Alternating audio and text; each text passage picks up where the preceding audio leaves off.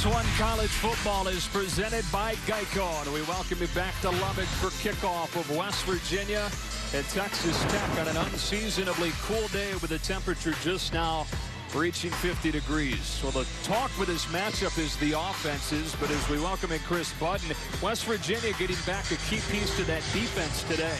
Yeah, Joe, Daryl Worley was fully reinstated this week and will start at left cornerback today. He's been suspended the last 2 games because of an altercation with a woman dating back to September 14th. This week, he pleaded no contest to a misdemeanor assault charge. Coach Dana Holgerson told us this week he's a good kid, learned a valuable lesson throughout all of this, is a key aspect to this football team.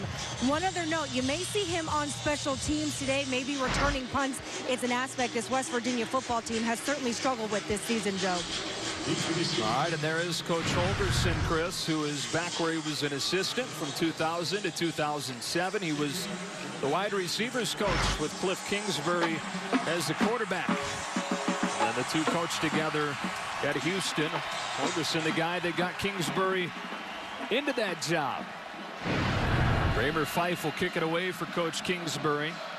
West Virginia, who won the toss, elects to receive. Mario Alford, one of the nation's top return men, has taken 2 back this season and busts this one to the sideline across the 30 with a flag down. And 3 things we need to know when West Virginia has it. That flag that came in was not a flag. Something else coming in for the sideline. Well, there you go. Clint Trickett, we talked about him a moment ago. This guy is so much improved from last season, is leading a very prolific offense for West Virginia. Number 2, Kevin White. Get to know this young man's name. He has exploded onto the college football scene. And Texas Tech on defense, they got to find some way to stop these guys, but they haven't stopped many people this season. That's the defense allowing 40 points a game. The bottom 10 nationally. And Clint Trickett sets up a throw to begin. Underneath is Smallwood. He loses a yard. And Texas Tech reads that screen well. B.J. Fehoko with a stop. Here is Clint Trickett, the nation's 3rd leading passer in his 2nd season at West Virginia, and a totally different guy so far. Well, yeah, he's healthy, number 1. He played all of last season with a pretty significant shoulder injury. Now that he's healthy and has had a little bit of a year under his belt, playing so much better football. We go to the ground with Smallwood, the nation's most balanced offense. Now on the season, 218 runs, 217 passes. They find themselves in a 3rd down and 4 on the opening possession.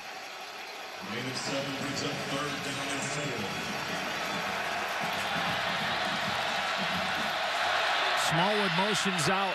Trickett against a 4-man rush. Over the middle for Shorts. And a West Virginia 1st down. Nikhil Shorts, the best game of his career last year against Texas Tech, has his first catch today. Joe, nice job by Clint Trickett, getting his feet set in the pocket, looking off to his first receiver, then coming back across the field. Watch Clint Trickett's feet in the pocket today. He just looks so much more comfortable. First down from the 47. Russell Shell out of the backfield. Needs blocks. Gets a couple and then does the rest himself, with Keenan Ward making the tackle on a 7-yard pickup. Joe, you see in the ballgame right now both Russell Shell and Wendell Smallwood. You're going to see it from West Virginia a lot today. 2 running backs because of the versatility of Smallwood. Right now he's in the slot. They can put him in so many different places. 2nd and short. Here is Russell Shell. Not much. A defensive line for this Texas Tech defense is this unit's strength. They stop Shell in a gain of 1, set up another 3rd down and short. Shell, the Pitt transfer, coming off his first career 100-yard rushing game. Guy that gets better as games go on.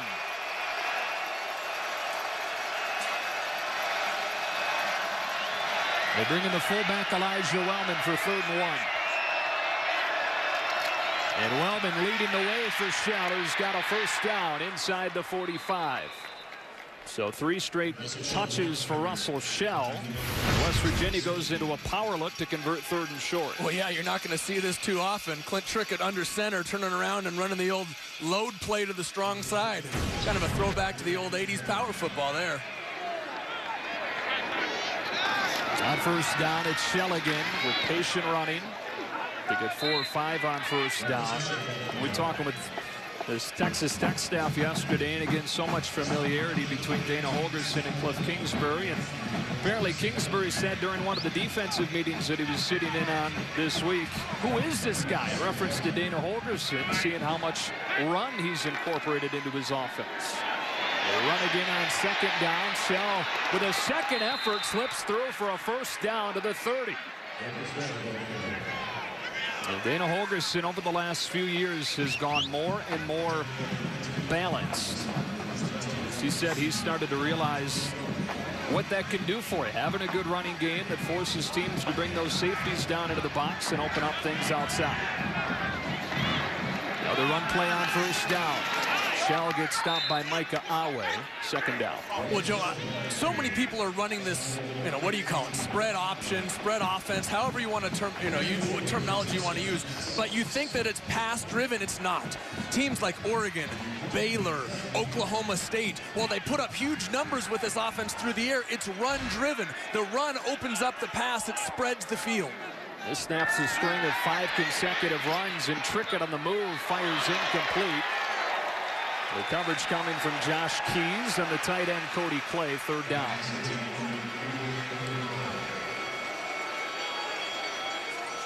First incompletion for Trickett.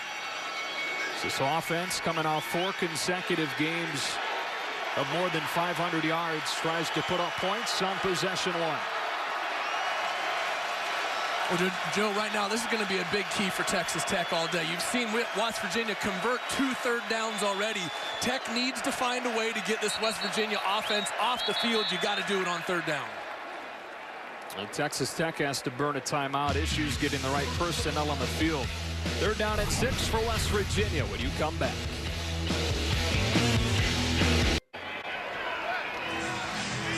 11th play of this opening drive coming out for one of the nation's top offenses, going against a defense that's given up 40 points a game so far this year.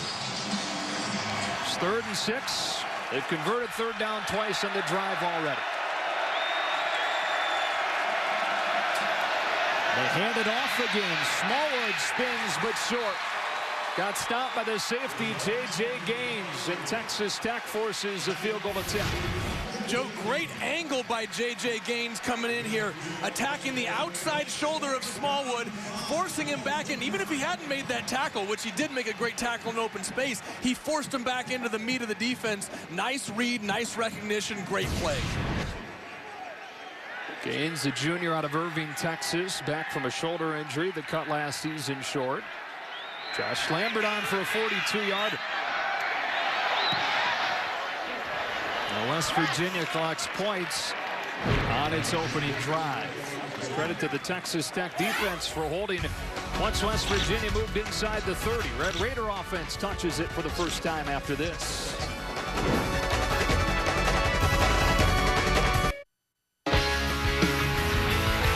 Back here in Lubbock, and Texas Tech playing a home game for the first time in nearly a month. They hold West Virginia to a field goal on the Mountaineers' opening possession and set to get the ball back for the first time in this game. Joe Davis, Joey Harrington, Chris Button. The Jones AT&T Stadium. Michael Molinari ready to kick it off after this 12-play field goal drive for West Virginia.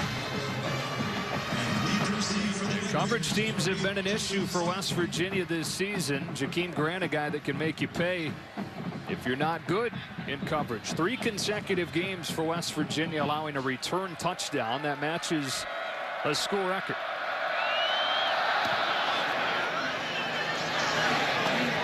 That one into the end zone. Texas Tech will start at the 25 and give us 3 things we need to know, and the Raiders have it. Well, Davis Webb is an extremely talented young quarterback who can make big plays but needs to stop making the mistakes that have happened the last couple weeks. He's throwing to a guy in Jakeem Grant who may be the smallest guy out on the field but might have the biggest talent. And on defense for West Virginia, I love this guy, Wes Tonkery, a West Virginia native. He's the prototypical effort guy who you'll always see running around, but he's got talent too. Fantastic player at the linebacker position. And part of this West Virginia defense coming off its best game. They held Kansas to 176 yards and forced 14 punts in the win last week. Webb starts with a draw. DeAndre Washington for 5 yards on the opening Texas Tech play. Washington's been good, third in the Big 12, averaging more than 5 yards a carry. The staff says they'd like to be able to run the ball more to take some of the pressure off of Davis Webb. On 2nd and 5, his first throw off his back foot is too tall for Washington. And it's 3rd down. The Davis Webb, 6th in the country in touchdown passes, 2nd in the country in interceptions, and that about tells the story. Well, yeah, and 6 of those interceptions have happened over the last 2 weeks, and they've been costly ones, going into the end zone, in the red zone, excuse me, and in his own end, which set up the opposition.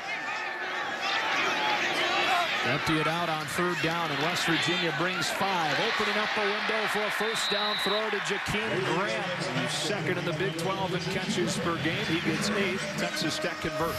Well, Jakeem Grant does a nice job of just finding the opening here in the zone. Texas Tech has had a history of great slot receivers who know how to read the middle of the field.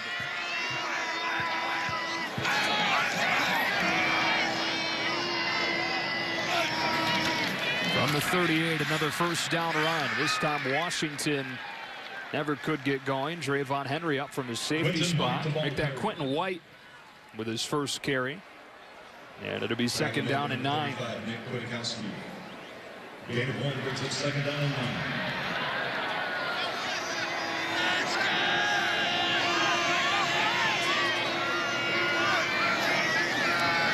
9. Here's Washington with a nice cut. And a first down into West Virginia territory. DeAndre Washington having a heck of a season in his first year as the featured back. Hey, watch Bradley Marquez here get a great block that's going to spring the run right there in the middle of your screen. You know what? In these offenses that rely on wide receivers to block, you have to have guys who've got a little bit of toughness on the outside there. Great block by Marquez. Good in Washington, 16 yards. And a first down at the 45. They feed Washington again. Had some success on the ground early on for Texas Tech.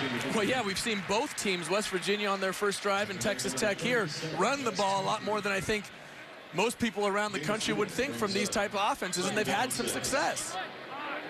Red Raiders about 65-35 pass to run ratio so far this year. Webb patient in the pocket, comes underneath, and there's the first drop of the day. This one comes from Devin Lauderdale. You set it off at the top. 14 drops over the last 2 games for Texas Tech. Well, yeah, and Texas Tech had an easy first down there. Davis Webb did a nice job of reading the flat defender, forced him to commit to the running back who was swinging out of the backfield, and opened up a big hole for the wide receiver. He's just got to catch the football.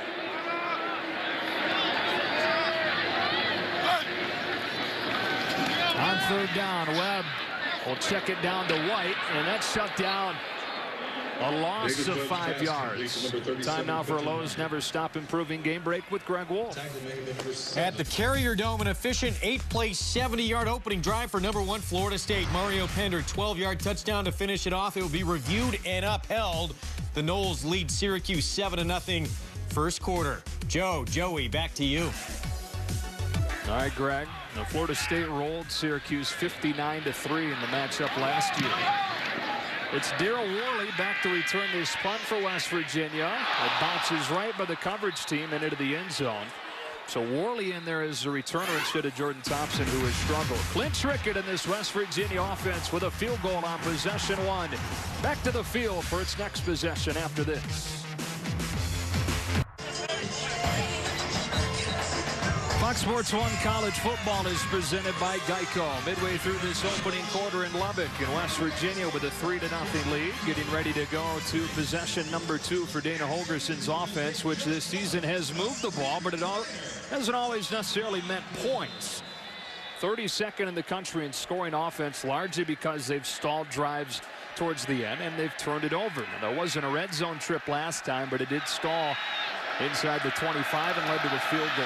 Trickett starts his drive with a throw to the nation's leading receiver, Kevin White, who's just so physically imposing, hitting 4-5 on first down. How about this guy, the 5th-year senior out of Plainfield, New Jersey? Well, you see the difference right there between last year and this year. Fights off the first tackler, steps out of it, puts his shoulder down, drives through the next tackle. I mean, that mentality just didn't exist last year. He believes that he is the best player on the field now. But heavy run early on for West Virginia. Shell gets shut down this time by Keelan McElrath. Leading tackler among the defensive linemen. Keenan Ward there as well. And it's 3rd down and 4 for the Mountaineers. Well, Joe, another opportunity here for Texas Tech to get off the field if you're on defense. They did a nice job of holding him to a field goal on the first drive. Now a chance to force him to punt.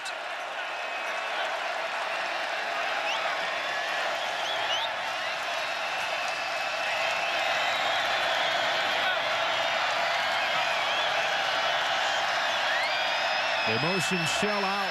Trickett looks towards him and goes back the other way. And White gets tackled short of the first down marker. It's Ward again. And it's 4th down. Joe, credit the secondary for Texas Tech here of recognizing and coming up and making the tackle. You see J.J. Gaines in there. Ward ends up coming up and making a tackle. Very nice job by the secondary for Texas Tech, reading it and driving on the ball. On that double screen play, see so many teams run these days with a swing one way and a tunnel the other. Short punt takes a good bounce. And down at the 26-yard line. So Texas Tech back on offense was something to feel good about from the much maligned defense so far in this one.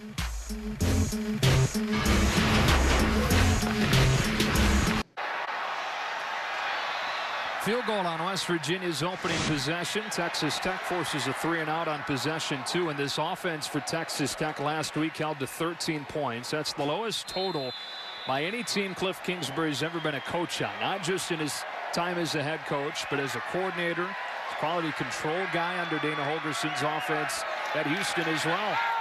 4 first downs in this game for Texas Tech, and they've all been run plays. Washington gets a few, 2nd and 7. Exactly what we would have expected, right? All running and only 3 points on the board. Yeah, perfect. Exactly what we expected. Yep. 2 of the best pass offenses in the country. Heavy ground game early. And on 2nd down, they fake the run. And Webb steps into a seam for Marquez. And Bradley Marquez on his first catch has 23 and a first down to the 49. Joe, I'm a big fan of this guy, Bradley Marquez. Everybody talks about Jakeem Grant, and he's wonderful in his own right. But Marquez does such a nice job of getting open over the middle of the field. Big target for Davis Webb. Nice catch.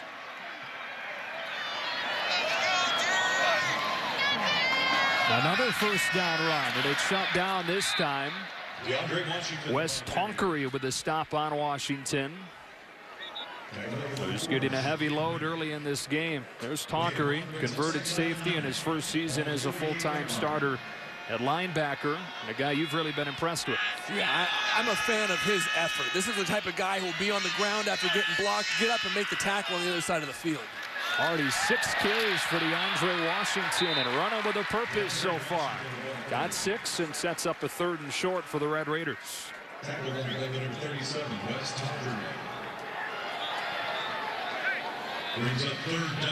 3rd down and 3 for Davis Webb in this offense.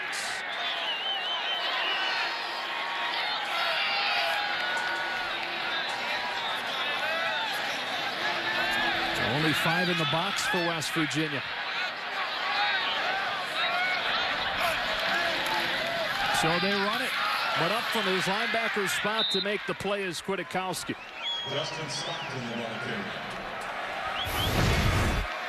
Joe, right here, Kwiatkowski is going to come right up the middle here.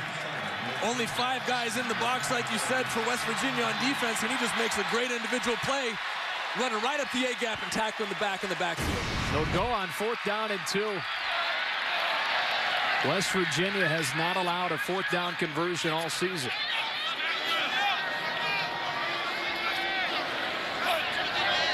Webb to throw against pressure. Over the middle with a first down. Jakeem Grant into the vacated area for 10 yards to convert 4th down.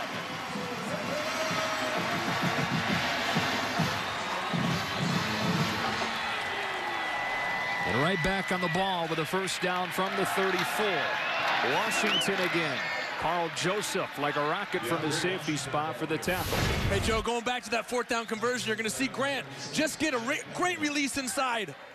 on KJ Dillon. Nothing special. Gives him a little stick to the outside, slips inside, and because of the vacated area from the blitz of the West Virginia linebackers, all sorts of room for him to catch the ball. Here's a sweet play. Devin Lauderdale. Lauderdale explodes and cuts for a Texas Tech touchdown. His first as a Red Raider.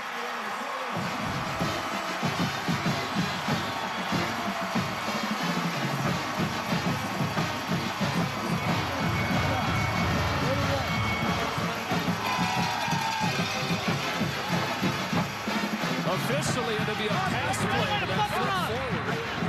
And how about the explosion from Lauderdale? Boy, young man you did not expect to see making this play.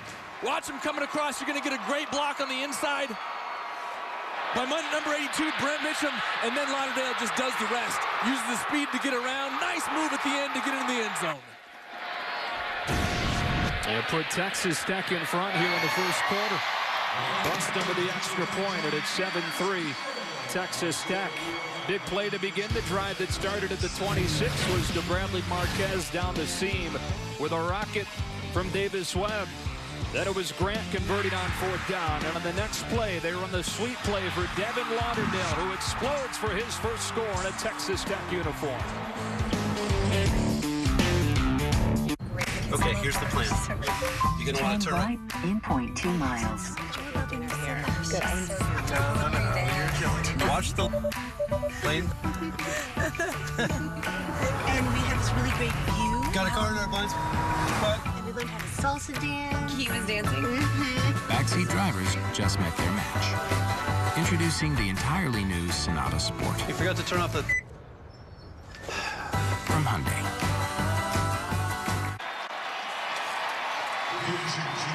Devin Lauderdale goes 36 yards. It'll officially be a 36-yard touchdown catch.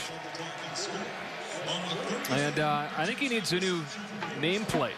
He's missing the D. Lauderdale, it says on his back. We didn't know that he changed his name before the game? Oh, no, he switched that this morning. Didn't get that. Early kick time, lost in translation with the 11 a.m. local start. TPS reports. Yes, good check. Here's the dangerous Mario Alford, who's taken back 2 kicks for scores this year. Takes a knee this time, and West Virginia begins at the 25. Today, college football continues as 2 of the nation's top quarterbacks clash in a big Pac-12 battle. Number 12, Oregon, number 18, UCLA, both trying to bounce back from their first losses last week. And at 4 on Fox Sports 1, it's Oklahoma State and Kansas. Joe, you know the last time Oregon lost back-to-back games. Can you figure that out off the top of your head? I'm going to say 2006. Close, 07. It's been 7 seasons since they've lost back-to-back games. And in danger of it today, going down to Pasadena to take on UCLA. West Virginia trails for the first time. It begins with a Russell Shell run. And Shell unable to turn the corner. How about the game so far being played by the sophomore Keenan Ward from his safety spot? Well, what a great job by this whole Tech defense. We saw it earlier, J.J. Gaines taking the nice angle of pursuit to keep the running back inside. This time, Keenan Ward just comes up and makes a great play as the running back is taken out to the outside. Well done by the Tech defense today. Trickett throwing the corner out, and that's short. 7, the ball jarred loose. 3rd down. Guess who? The ruling on the field is a catch out of bounds. 3rd down. Keenan Ward again, Joey. Well, yeah, these safeties for Tech have really impressed me. Tech's defense, obviously, for good reason, has not gotten a whole lot of credit this year because they frankly haven't played that well. Today, against one of the most potent offenses in the Big 12, they're coming up big here in this first quarter. And I said jarred the ball loose. It never came out. The ruling on the field of a catch out of bounds is under further review. So he did hold on to the ball, but the initial call was that he didn't get a foot down. They're going to take another look to make sure that that call is correct. Let's take a look. Well, exactly. 2 things you have to have: possession of the ball and a foot down in bounds. Oh boy. You saw the little, now watch this. You're going to see a few of the little rubber pellets come up from his left foot here.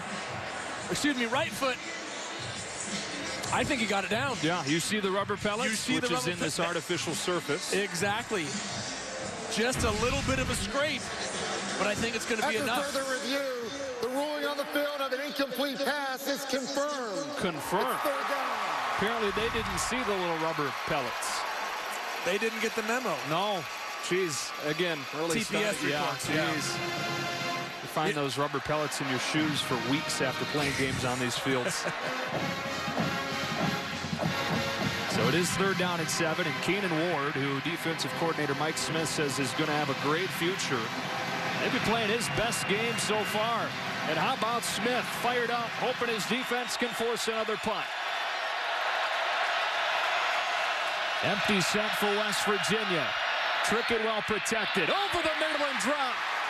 Head shorts for not just a 1st down, but for plenty more had he held on. It's 4th down. Well, you know what? Sometimes you need a little bit of luck if you're going to get some momentum going. Clint Trickett does a nice job of delivering, frankly, a perfect pass. Da'Keil Shorts needs to make this catch, but you know what? Sometimes, Tech, you just got to get lucky. You know, sometimes it's better to be lucky than good, and now they're going to get the ball back with a chance to build on some momentum. And it's almost blocked, but somehow he gets rid of it. And Batson back there takes it at the 31. Swarmed by the West Virginia coverage team. A time now for a game break. Let's check in with Greg Wolf. All right, to the Red River rivalry from the Cotton Bowl. Number 11 Oklahoma trying to bounce back from last week's upset against TCU. Alex Ross leads the country in kickoff returns. He goes 91 yards. His 2nd kickoff return for a touchdown this year. The Sooners lead Texas 7-3 first quarter. Joey, nice Office Space reference, by the way. Glad he caught that, Greg. And you saw the Ross kick return there. West Virginia knows all about that. He did that to West Virginia a couple of weeks ago in Morgantown. Davis Webb back out there, just got retaped on the sideline. Immediately went to the trainer's table to get those ankles rewrapped after the last drive. They stay on the ground here on 1st down. Yet to throw on a 1st down play in this 1st quarter. That was the freshman into the game, Justin Stockton.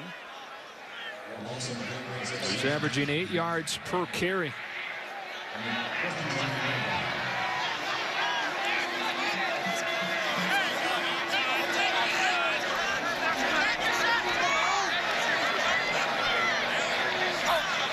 They'll throw it on 2nd down. 8 in coverage, so tight windows, but he still finds a hole for a 1st down. Bradley Marquez pulls it into the 48 on a gain of 20.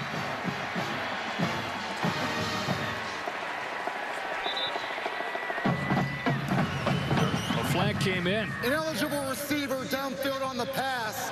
Offense number 11. The wide receiver was covered up. 5-yard penalty. Repeat 2nd down. It's so for the first time, Texas Tech gets bit by these penalties of the nation's most penalized team. Well, here you go. Can't quite see it up at the top. Oh, there you go. 2 guys on the line of scrimmage. One of those receivers has to be off in order to make the other one eligible. Self-inflicted wounds. I mean, you got to stop shooting yourself in the foot if you're Texas Tech.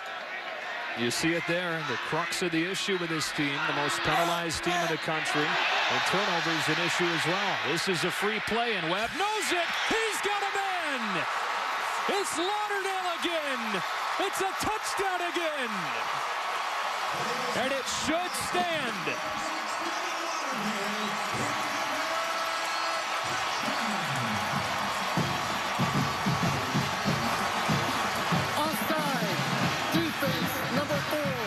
Penalty is declined. Result of the play.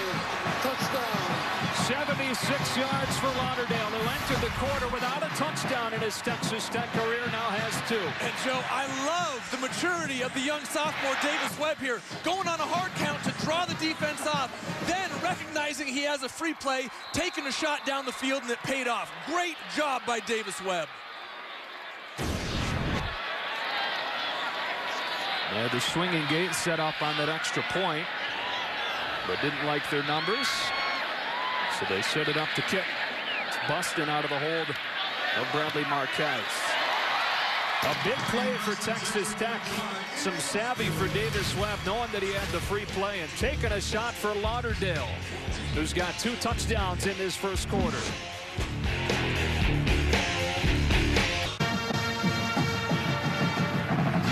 Devin Lauderdale, sophomore out of Houston. JUCO transfer in his first season at Texas Tech with a pair of touchdowns in this first quarter. Came into the game with 100 yards on the season. He's got 100 yards in this opening frame. Not bad. Not bad. Not bad. Well, you know what that says? It speaks to the depth of this receiving corps for Texas Tech.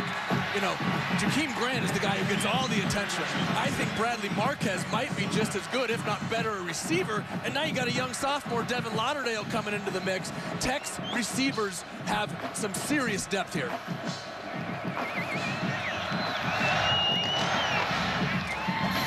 Here's Alford backing into his own end zone, and he will take a knee.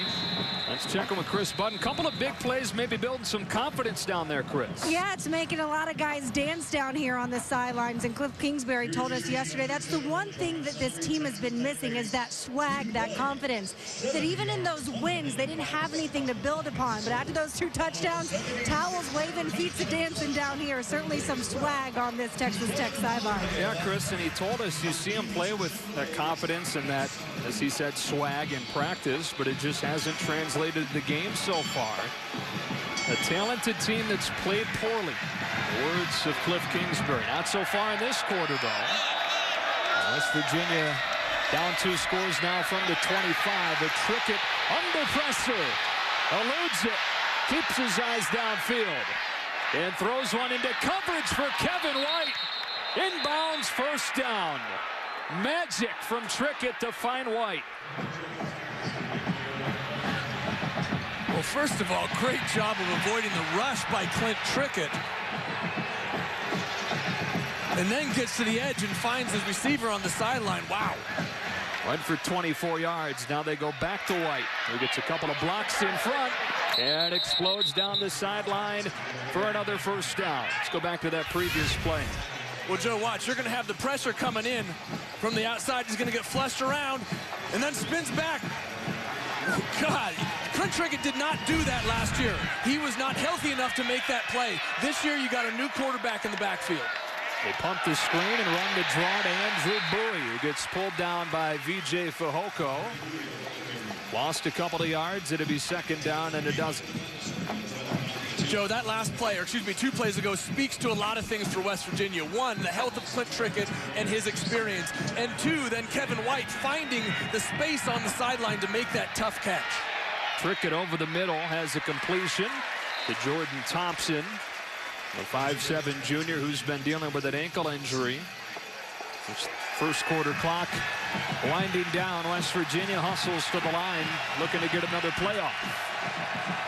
But it runs out on him, and the next play will start the second quarter. This is the end of the first quarter. West Virginia with a field goal on its opening possession, but then it's the Texas Tech offense. So disappointing so far this year, but so good in this first quarter today.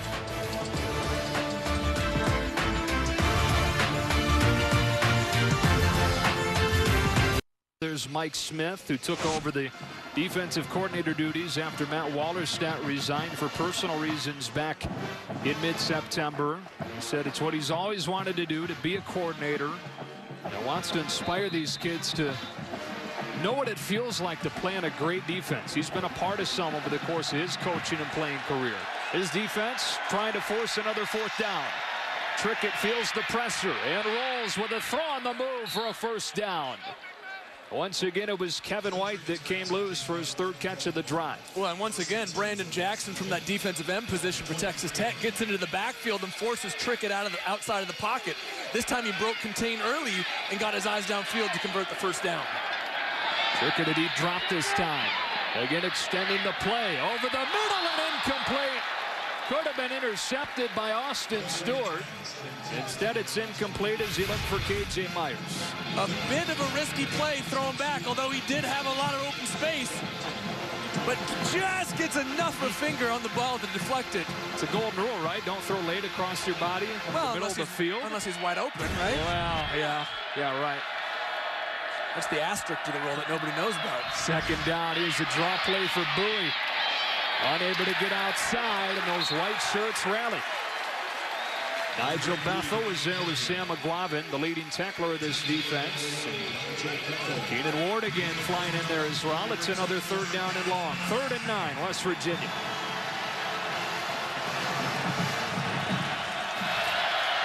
Trickett steps up and zings one for White, who beat the freshman Bethel. But the ball popped out, and it's 4th down.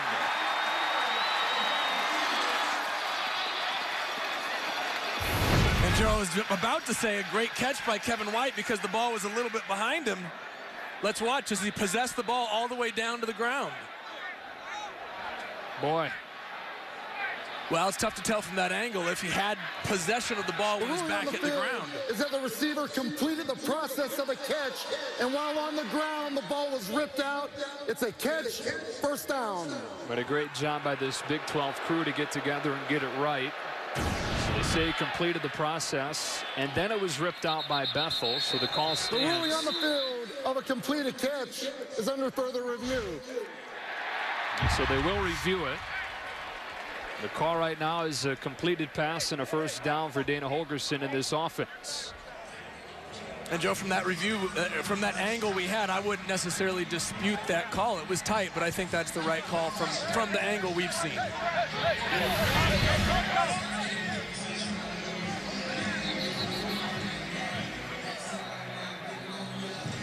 It was a great job by him to adjust to go back and get it. Let's check into LA with our rules expert, Mike Pereira. What do you think on this one, Mike? Well, I'll tell you, I think that this is one where it looks to me like you would stay with the call on the field. The question was going to be, even though you saw the ball pop out, did he actually regain possession of the ball before it got stripped out? That's the central question. And I think since they discussed it and put it as a catch and down, then to me, it well might stay. It's actually the knee that drives the ball away. But after the sideline catch we had earlier where you saw the rubber pellets fly up and you didn't reverse that one, I'm not so sure about this one. Yeah, so this is one of those where it's got to be indisputable video evidence. So the call on the field maybe either way would have stood here, huh? Yeah, and I think if you look at Reggie Smith, and he's going to be a lengthier discussion here, you know, he's got to look to see if, in fact, you reverse this and put it into a catch. Then you've got a 1st down involved, and you've got to adjust the clock. Catch is confirmed. 1st down. All right, well, we appreciate it, Mike. They do confirm the call. And West Virginia converts a 3rd down. So Kevin White with his 4th catch on this drive, trying to get his 6th consecutive 100-yard receiving performance in all 6 games in this 2014 season for a guy that last year only had 35 catches the entire season. He's already well past that number. 6 catches total today. And a 1st down for West Virginia at the 12 with a bigger set here to run the ball for Shell. And Russell Shell is in for the West Virginia touchdown.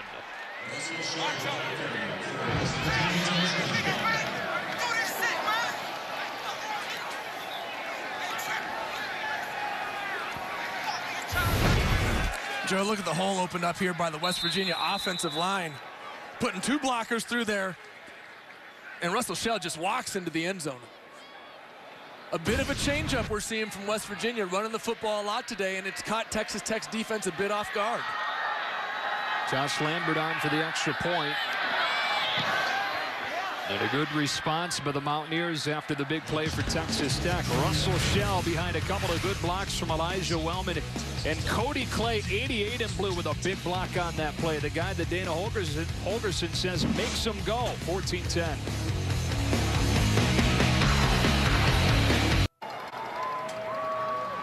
Back here in Lubbock on a day with the temperature struggling to get into the 50s. Texas Tech behind a couple of big plays with a 14-10 lead. Cut to 14-10 on the Shell touchdown run with a big drive.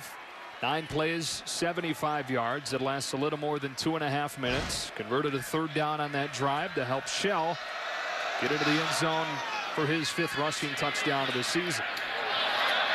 So Texas Tech gets it again. And Justin Stockton brings it out across the 20. We talked about those big plays for Texas Tech. The last one came after the defense forced a foul. Maybe a critical, controversial call here. Well, yeah, West Virginia scored a touchdown on the last drive when Kevin White's catch was upheld. This time, Dakeil Short's catch should have been reverse, so it was a catch. Instead, Texas Tech gets the ball back and quickly strikes down the field. A big turning point in this ball game so far. And credit to Cliff Kingsbury's team for taking advantage of it. They get the ball here at the 23. And on 7 first down plays, have run the ball each time. See what they do to begin this drive. It's their first down pass play, and it's Lauderdale again. Their feet in the hot hand. Lauderdale gets a few this time. It's his 3rd catch of the day, 103 yards and a pair of touchdowns. Hey, Joe, and while Nick Kwiatkowski wasn't the one who made the tackle there, he was the one who made the play. Recognized the screen coming back, drove hard on the wide receiver, and forced him to change direction, which allowed his defenders time to come in and make that tackle. Here's Washington. DeAndre Washington with a first down run of 15 across the 40. The junior out of Missouri City, Texas, with a heavy dose early in this game. And successful dose. 7 carries, 51 yards to help take some of the pressure off of number 7. Webb will give it to him again on first down with a cut. And with a spin to get close to another first down. Well, Joe, Washington is living up to his billing as a guy who's averaging 5.5 yards a carry. Today, almost averaging 7 yards a carry. You know, when Tech runs the ball, it's enough of a changeup that it allows more space. They're doing a great job of taking advantage of that today.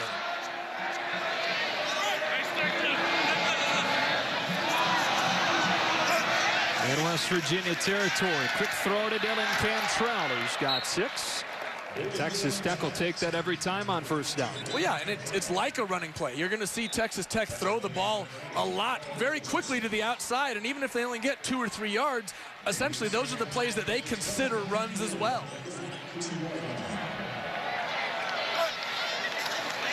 Washington on the draw. And this time Kwiatkowski's there. And when they've stopped the run, it's been because of Tonkery and Kwiatkowski. Yeah, these two guys are very active on the inside. Not big run-filling type of linebackers, but extremely fast side-to-side guys. And those are the type of backers you need in the Big 12 Conference where the ball's going all over the field. So 3rd and 6 now for Davis Webb in this offense. West Virginia brings heat. Webb over the middle, beats it with Grant. And Jakeem Grant with a first down and more. It's a touchdown. 43 yards.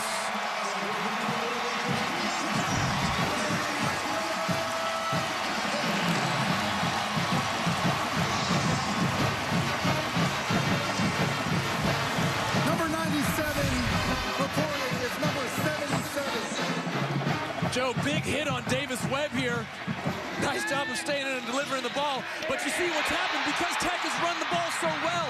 West Virginia has to commit another guy to stopping the run, which allows the wide receivers one-on-one coverage. Jakeem Grant just beats the coverage by himself, makes a great play in the end zone. And the 3 Texas Tech touchdowns, averaging 51 yards per. This time it's Jakeem Grant with his 5th touchdown of the season. They brought the blitz up the middle. Webb saw it. Got the ball to his playmaker, who took it into the end zone, and Texas Tech back in front, 2 touchdowns.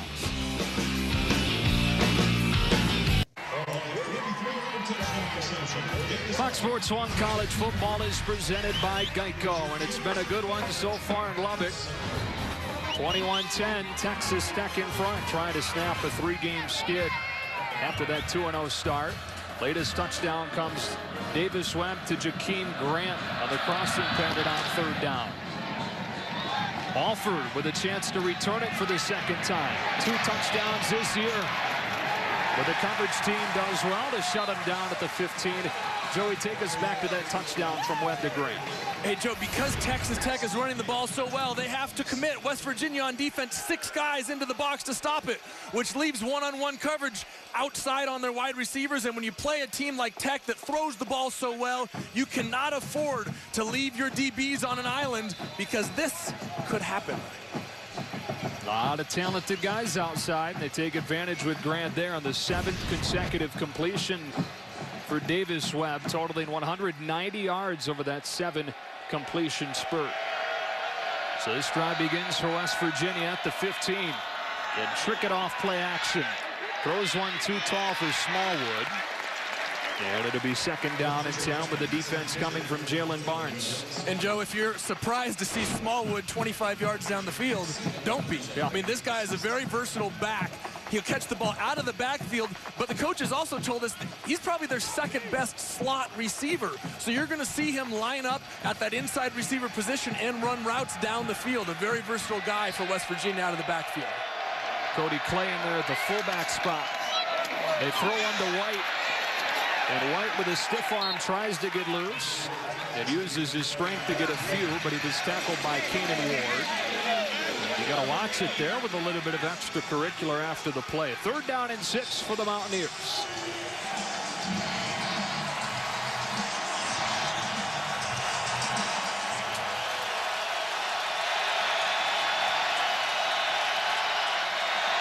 Trickett hits White. Can he run for the first down? You bet. Kevin White with another reception. This one goes for 12 yards. And they convert another third down. 8 catches, 84 yards for a guy that's had at least 100 in all 5 games this season.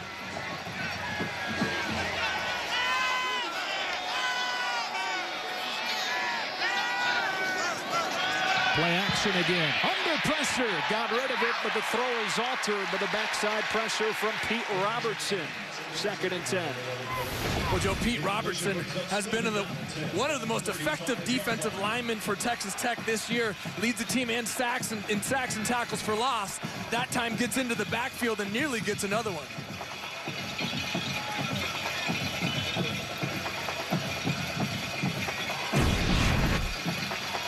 So second down and 10 for Trickett in this offense. Most balanced offense in the country over the first month of this season. Almost perfect balance. Fakes the run, scans the field, time to throw it, and check it down for Shell.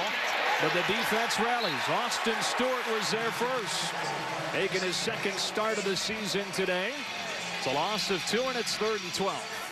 Hey, Joe, I gotta say this. I gotta give a lot of credit to the Texas Tech secondary right now. Justice Nelson, Nigel Bethel, those 2 young guys are doing a great job in covering some very explosive wide receivers. And on 3rd and long, they hand it to Shell, who bounces outside and sticks the shoulder down, but he's short. It's Keenan Ward to drop him down, and it's 4th and 3. Ward's tackle total climbing in this first half. Mike Smith's defense has forced the punt.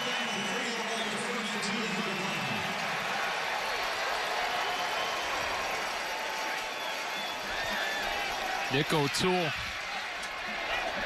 to send it away for West Virginia.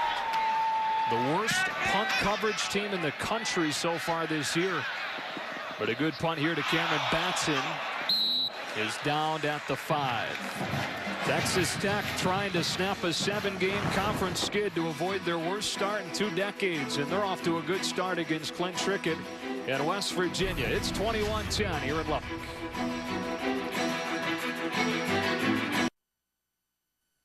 Let's get it going. G-Mo, he working.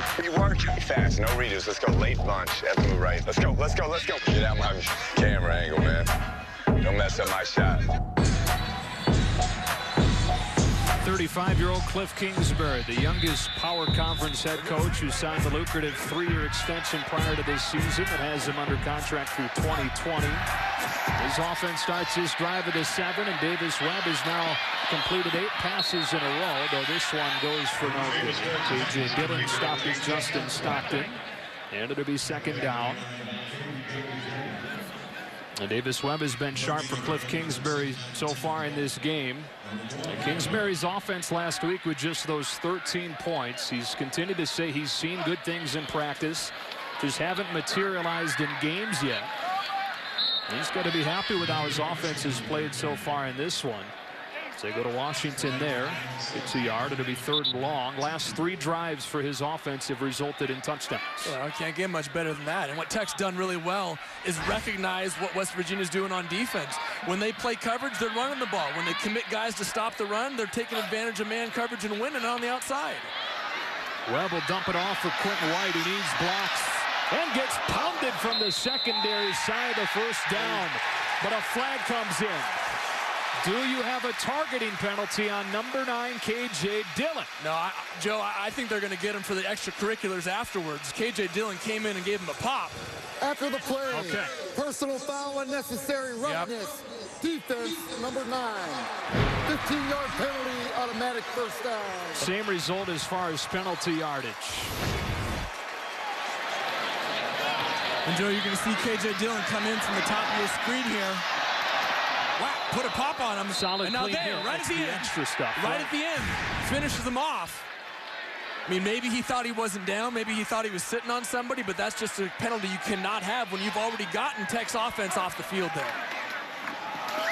1st down run play again. Washington makes the cut and gets tackled by Carl Joseph. And again, it was a really clean textbook tackle. I said maybe targeting, but no, that was shoulder pad to the chest. Stop while you're ahead, right? Exactly. The only thing I can think of is that he thought the runner may have been sitting on somebody, wasn't officially down, but you got to hear the whistle and know the play is done. 4 receivers into the near side of the field for Texas Tech, with Washington motioning out there. Webb looks that way and comes across the middle with a flag coming out. Wanted to go across the middle to Dylan Cantrell. And they're going to get Al-Rashid Benton.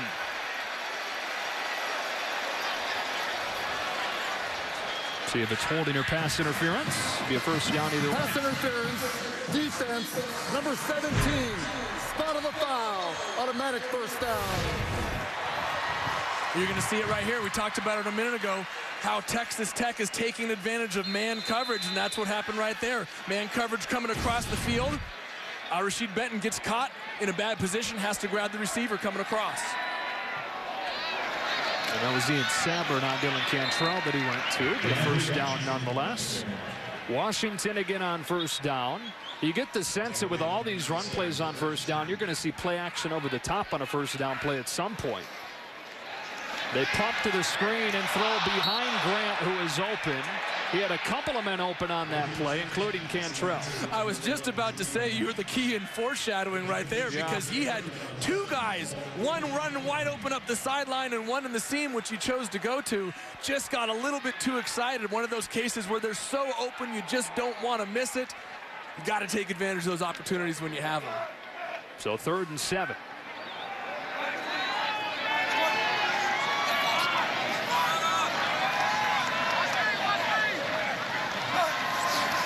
Eight in coverage.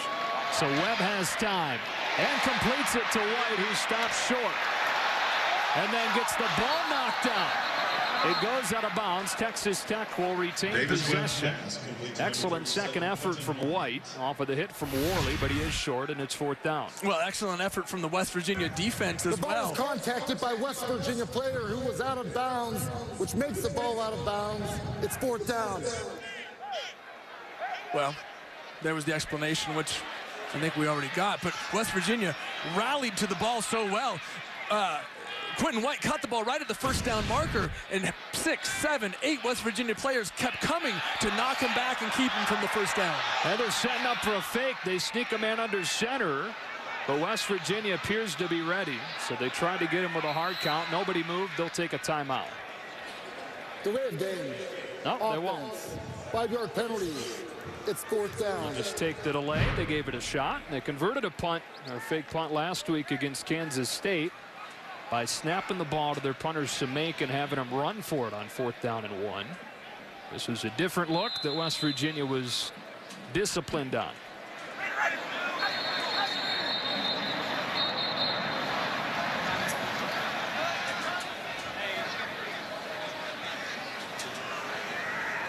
And again, it is Darryl Worley waiting back on this punt instead of Jordan Thompson, who's had some fumbling issues back there.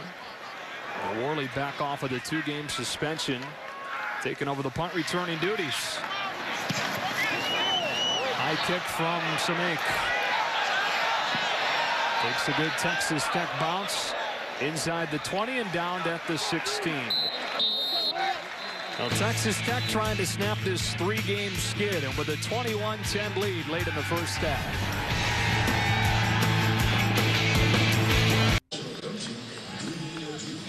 Halfway point of this college football season already, and Texas Tech with a 21-10 lead on West Virginia as we take a look at our Nissan Heisman Watch. You know, these running backs, Melvin Gordon and Amir Abdullah, both have multiple 200-yard games on the season. Dak Prescott has just burst onto the scene the last couple of weeks against LSU, and Texas A&M. Marcus Mariota obviously has been there since the start, but don't be surprised to see names like Amari Cooper and maybe even Kevin White work their way into the discussion as the year goes on. False start going to start this drive. Offense number 78, 5-yard penalty, first down. And obviously Todd Gurley removing himself from consideration. Yeah, it's tough to win the Heisman if you're not on the field. Yeah. I mean, that's what I think people and the voters don't know is how long he's going to be suspended for. They said indefinitely, and it looks like it's going to be a long period of time. First down handoff goes to Wendell Smallwood, who picks his way for a solid run of 12 yards to make it second down and 3 or 4. And again, we've been under a rock the last couple of days. Todd Gurley suspended indefinitely for taking money, allegedly, for autographs. On 2nd and 4, Trickett off play action with time to throw, but too tall. And how about the coverage from Nelson, but it draws a flag. Well, I was just about to say the same thing. Tight coverage all day from these corners for Texas Tech. Justice Nelson and Nigel Bethel doing a wonderful job on some talented receivers for West Virginia. It's against Mario Alford this time. Prior to the pass, holding defense number 31, 10-yard penalty, automatic first down. Where you go up top, Justice Nelson on Mario Alford, one of the fastest receivers in college football. Just a little bit of a grab on the back of the jersey there, but enough to draw the flag. Here's Smallwood. Good surge from that offensive line on this first down play. Got 4 yards and 2nd and 6. Wendell Smallwood, mostly a special teams player as a true freshman last year, ran for a little more than 200 yards. He's already nearing 200 yards on this season near the halfway point. 2nd down and 6. They run it against a crowded box and get stopped. DJ Fehoko was the first one there. Utah transfer in his first and only season at Texas Tech, and it's 3rd and short.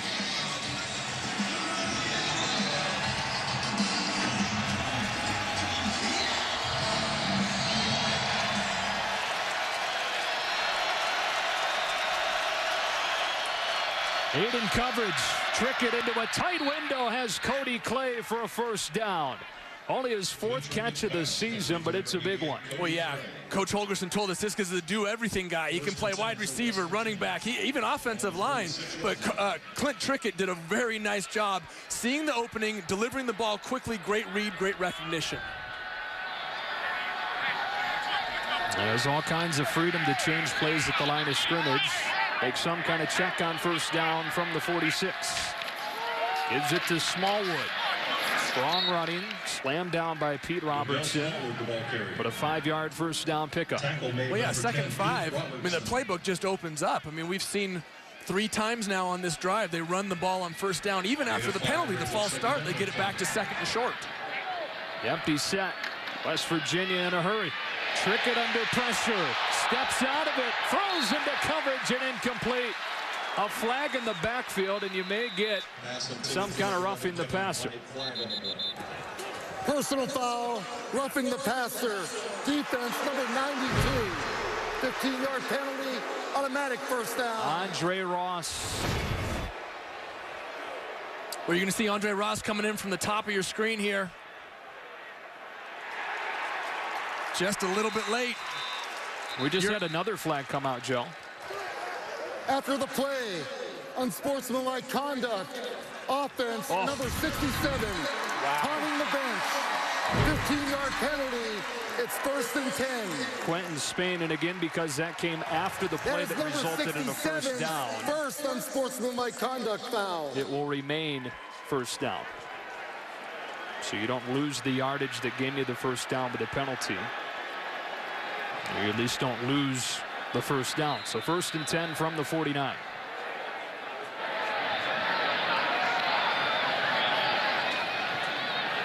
Spain, who played at a different level last week, said Dana Holgerson, comes out of the game after that. On first down, it's Dreamus Smith, who had a good game last year against Texas Tech, and the Red Raiders win in Morgantown. They're still getting into Quentin Spain, who stays on the sideline. Well, Joe, and I'm sure the coaches are getting at Quentin Spain because he's one of the most experienced offensive linemen out there. He needs to be the leader, the guy with the cool head on his shoulders. Trickett throws too tall for Alford with the coverage from Justice Nelson. And Trickett has not looked as sharp as he has the last couple of weeks. Well, no, he hasn't for 2 reasons. 1, he's getting pressured in the pocket, and 2, the coverage down the field has been fantastic for Texas Tech. This is a Tech defense that has really surprised me, has shown me a lot, has really been challenged, and is coming up big against West Virginia today. Well, Trickett said last week he thought he played terrible against Kansas, and I'm not sure that he'd rate this one highly so far either. On 3rd and short, Smith gets stuffed at the line of scrimmage. And this Texas Tech defense, the story so far today. Number 10, Robertson. We've seen Clint Trickett under center a couple times, and they're running this power. And it looks like they're going to do it again here on 4th down. Trickett with a straight drop back, taking a shot down the sideline for Alford. Incomplete. And it's a turnover on downs. Had one-on-one against Justice Nelson, who stuck with him. And Texas Tech takes over. Joe, how many times have we said Justice Nelson's name already in this ballgame? The 6'2" sophomore running with the short little speedster out there, Mario Alford. There aren't too many people in the country who can keep up with him out there. Doing a wonderful job in coverage for Texas Tech today, and this defense has been the story of the ballgame. Under Mike Smith, who said he wants these kids to know what it feels like to play on a great defense. The 6 different coordinator they've had with this group over the last 6 years. He took over mid-season when Matt Wallerstadt resigned for personal reasons on September 18th. Smith, who was a position coach, moved into the D coordinator role. Timeout, Texas Tech. 30 seconds. And has said that he's tried to keep things as simple as possible for this inexperienced unit. And playing their best game so far today. With this timeout, how about a game break with Greg Wolf? All right, guys, you were talking earlier about the suspension of Todd Gurley. Number 13, Georgia, surviving just fine without him in Columbia right now. Hudson Mason from 11 yards out. The Bulldogs lead number 23, Mizzou, 20-0, second quarter. Joey, back to you. All right, Greg. Yeah, Georgia has not been good on the road as of late. They've dropped 5 of their last 9 away from home, but rolling Mizzou so far in that one. Yeah, Mizzou's been an up-and-down team this year, losing a couple weeks ago to Indiana with a big win last week, but really playing very inconsistent football. Yeah, rocky year for Chris Budden and the Missouri Tigers. Drive starts at the 42, and Webb will throw the screen underneath. Reginald Davis making a man miss, but not Nick Kwiatkowski. He's got 3 yards, and it'll be 2nd down and 7. Reginald Davis, number 2 in white, a guy that this staff says has the potential to be the best wide receiver in this group. Well, yeah, this is a very deep wide receiving core for Texas Tech, and you've seen a lot of them today. Headed off on 2nd down. DeAndre Washington getting 6. It'll be 3rd and a yard.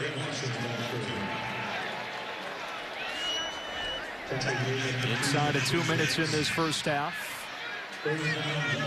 Washington has been a big part of the game plan for the Red Raiders. And gets it again here on 3rd and short to pick up a first down. How about 14 first half carries for 77 yards for the junior? Right on average.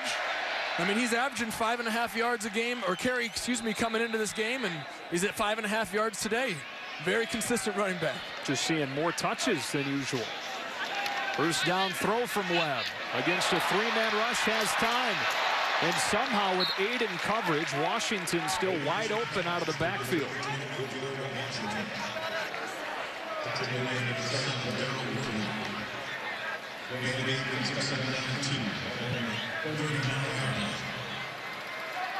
Second and 2. Off play action. Taking a shot into coverage and picked off. Webb forces one into coverage, and K.J. Dillon gets his first interception of the season. He had Jakeem Grant running wide open across the middle, and instead tried to force one down the sideline. Well, yeah, young mistake there. Davis Webb had Jakeem Grant. You see him in the middle of those receivers, break and whoop into the middle of the field, but instead stares down the receiver up the sideline and allows K.J. Dillon to just creep out there. You watch his eyes. He never got off of the outside receiver, and K.J. Dillon, frankly, had an easy play just watching where the ball was going to go. 8th pick in his last 115 attempts. Coming into the game, 6th in the country in touchdown passes, 2nd in the country in interceptions. His 11th overall this year. And Joe, yes, I got to say this. While that is a big mistake, and they had an opportunity to score, that's really Davis Webb's first mistake today. He's played some fantastic football. West Virginia gives it to Shell on first down, who gets 7. They have all 3 timeouts, but less than a minute to work. They've had some issues moving the ball against this Texas Tech defense. AT&T halftime will follow this opening half in Lubbock. Shell again, stopping and starting and getting 2. As soon as this final half minute runs out, get you to Rob and the guys with the AT&T halftime.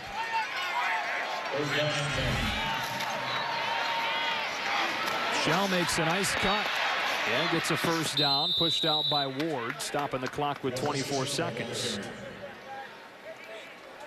But again, all 3 timeouts. He's surprised that they're not trying at least to move the ball down the field. Well, what you want to do when you're coming out of your own territory deep like that at the end of the half is maybe run the ball a couple times like they have and try and pop one, get a little bit of space. Now they may be at the point with 3 timeouts and 24 seconds that they can start to throw the ball and feel a little bit more comfortable that they're not, working out so deep out of their own end zone here. And they run it again with Smallwood. Tough running for 9 yards. But it looks like West Virginia satisfied taking this one into the locker room. Well, somebody stops the clock. First charge timeout, West Virginia.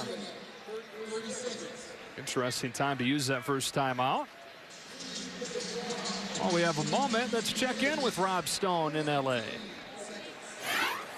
Coming up on the AT&T halftime, we'll head to the Cotton Bowl for the sites for the 109th edition of the Red River Showdown. How's Georgia faring without Todd Gurley? And #1 FSU with a strong start at Syracuse. All right, Rob, we'll stick around for that when this first half winds down. 21-10 Texas Tech. Clint Trickett finding this Texas Tech defense to be much tougher than he probably found it on film. It's a defense that has given up 40 points a game and has allowed scores on half of their drives this season. That's the most among power conference teams. But a pretty solid first half for the Red Raider defense. Second down and 1, and now they will throw. Trickett steps up, spins away, and gets pounded. So they call a timeout for that. This is the end of the first half. Andre Ross will get credit for the sack to bring this first half to a close. The Texas Tech team trying to find some momentum with a 3-game losing streak with a really solid first 30 minutes. Let's go down to Chris Butt. Thanks, Coach Kingsbury. You've been able to limit the Mountaineers to just 10 points. What has your defense been able to do to limit Clint Trickett in this West Virginia offense? Just playing very sound. They're knowing where their playmakers are and keeping them in front of them. I know that you told us that it was the penalties and the turnovers that have hurt your offense. You've been pretty mistake-free until that last turnover. What do you guys need to do second half? Yeah, that was a big one. We're driving and it's first down. We can't make that mistake, but continue to play hard and see how it goes. Thanks, Coach. Joe? Thanks, Cliff. Thanks, Chris. 21-10. Texas Tech in front. And now we send it to Rob Stone in Los Angeles.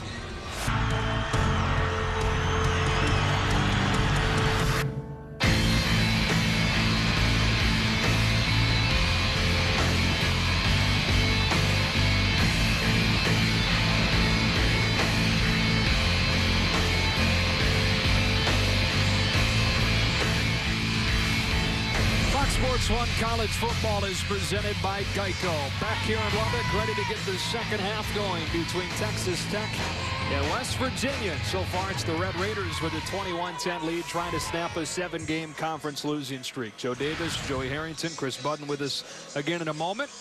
Offense, offense, offense. The talk this week, right? Naturally. Right. I mean, these two teams, two of the best offenses typically in the country, but so far in this one, it's the defense for West Virginia that's been the story. Well, yeah. Or for Texas Tech. Well, Texas Tech's defense has been phenomenal this season.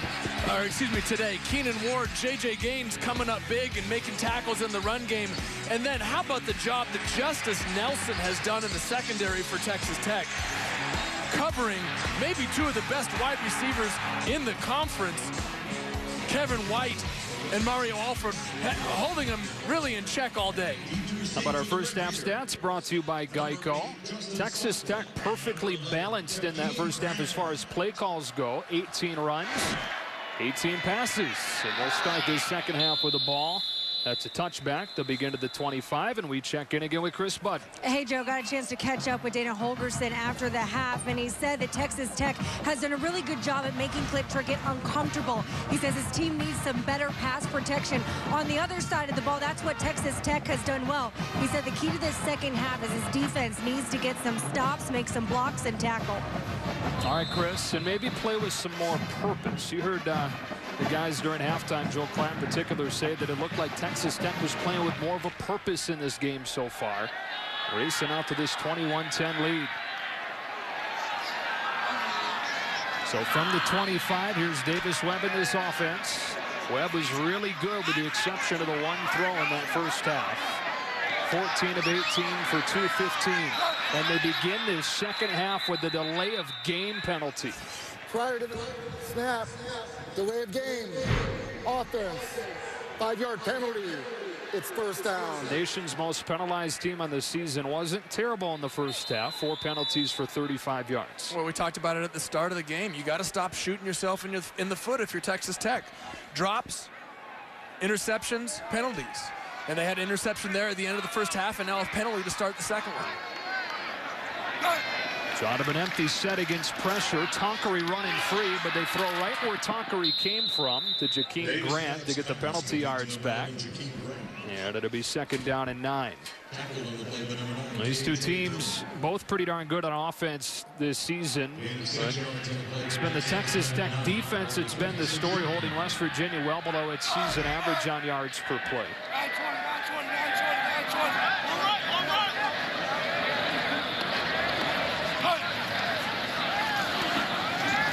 Webb off his back foot, has Marquez for a first down. And again, with the exception of that one throw, Davis Webb has been locked in. Well, yeah, he's looked really sharp, especially throwing the ball over the middle of the field. Great job of drifting away from pressure, throwing the ball off his back foot, and still throwing an accurate ball where his receiver can catch it. From the 45, here's DeAndre Washington. And Washington getting 9. 16 carries for 87 yards for the junior from Missouri City, Texas. And an offense known for throwing the football has had a nice compliment on the ground. Officials timeout for an injured player.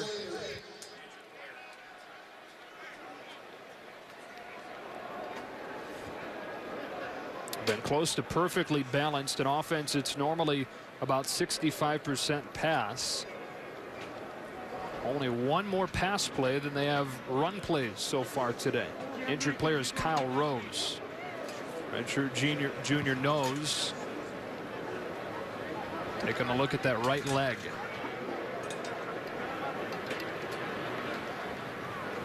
Good to see him to his feet. This is year 3 for West Virginia in the Big 12. And Dana Holgorsen said one of the big reasons you're seeing some improvements is the improved depth on the defensive side of the ball, which you've got to have to play in this up-tempo conference. Well, right. And they said that they've got that depth because they had to play 10 to 15 freshmen when they first came into the Big 12 conference. Guys like Kwiatkowski, Tonkery, Carl Joseph, K.J. Dillon, Terrell Chestnut. These guys have all been playing for 3 years now, and you're starting to see the experience pay off for them.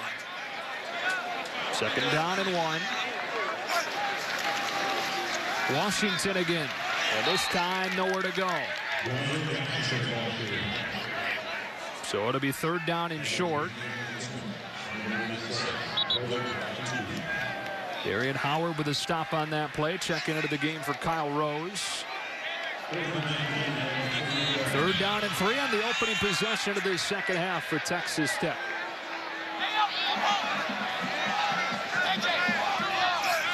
West Virginia brings only 3. Webb over the middle, incomplete. Wanted Polite Bray, who is defended by Darrell Worley, fresh off that 2-game suspension. So 4th down and 3.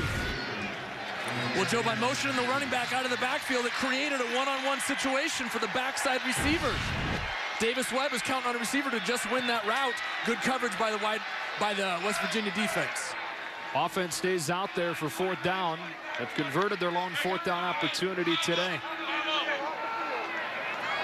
All 11 men within 5 yards of the line of scrimmage, and they bring heat. Marquez has it, but is short, fighting and reaching.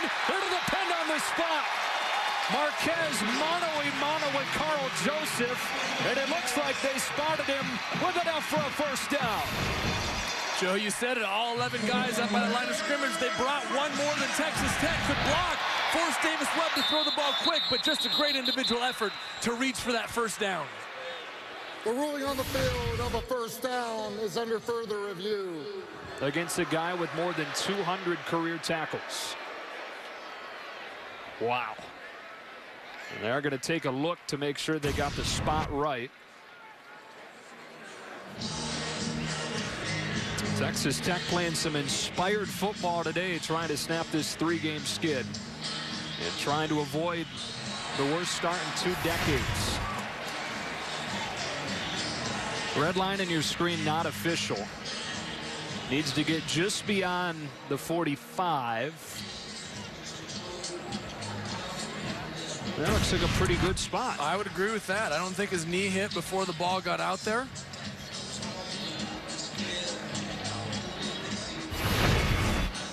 Take a look at the knees. Take a look at his knee, yeah, as he... I don't see anything that would be indisputable. Right. It's to overturn it, yeah. It's the thigh that goes down first, but again, the key there being indisputable video evidence you'd need to have to pull that spot back. And even if you pulled it back a foot, he's probably still got the 1st down. After further review, the ruling on the field is confirmed. 1st down. Boy, what a play by Bradley Marquez. Individual effort to fight for a 1st down and extend this drive. On his 3rd catch of the day. Senior from Odessa, Texas, who spent 2 summers as an outfielder in the Mets minor league system. This past summer was first time in a couple of years that he's focused on football, not gone and played minor league baseball. So from the 45 with a fresh set of downs for Davis Webb. Quick throw to Cantrell is bounced in there. 2nd down. Well, Joe, Davis Webb just went a little bit too quick there. You saw him after he threw the ball. Upset with himself. Could have thrown a better football there, but just saw the open coverage outside. Again, West Virginia put an extra guy into the box to commit to stopping the run. Left the wide receivers one-on-one outside. Davis Webb just tried to get it to him quickly. Tried to get Stockton on the edge with a couple of blocks. And Justin Stockton, the freshman, averaging 8 yards a carry. Gets exactly that here to make it 3rd and 2.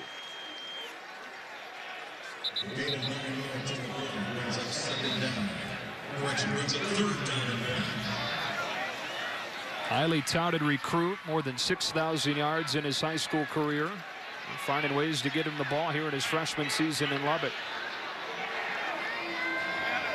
On 3rd and short against a crowded box, Washington hurdles his way for close to the 1st down marker. It once again will depend on the spot. And they've spotted him just short. How about this? They've already run the ball 22 times, just short of the season average, and we're on the 1st drive of the 2nd half. They need another run play here on 4th down and a foot.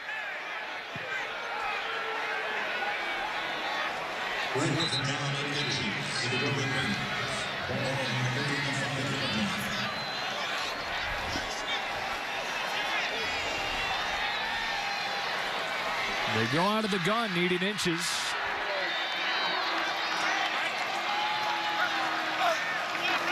And going to the teeth of the defense. Washington gets stood up. It's a turnover on downs.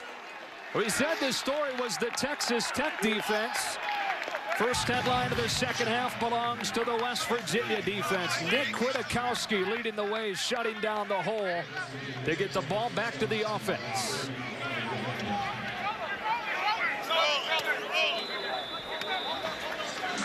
So they had 2 plays to get 2 yards and couldn't do it. West Virginia shuts it down and takes over when you come back.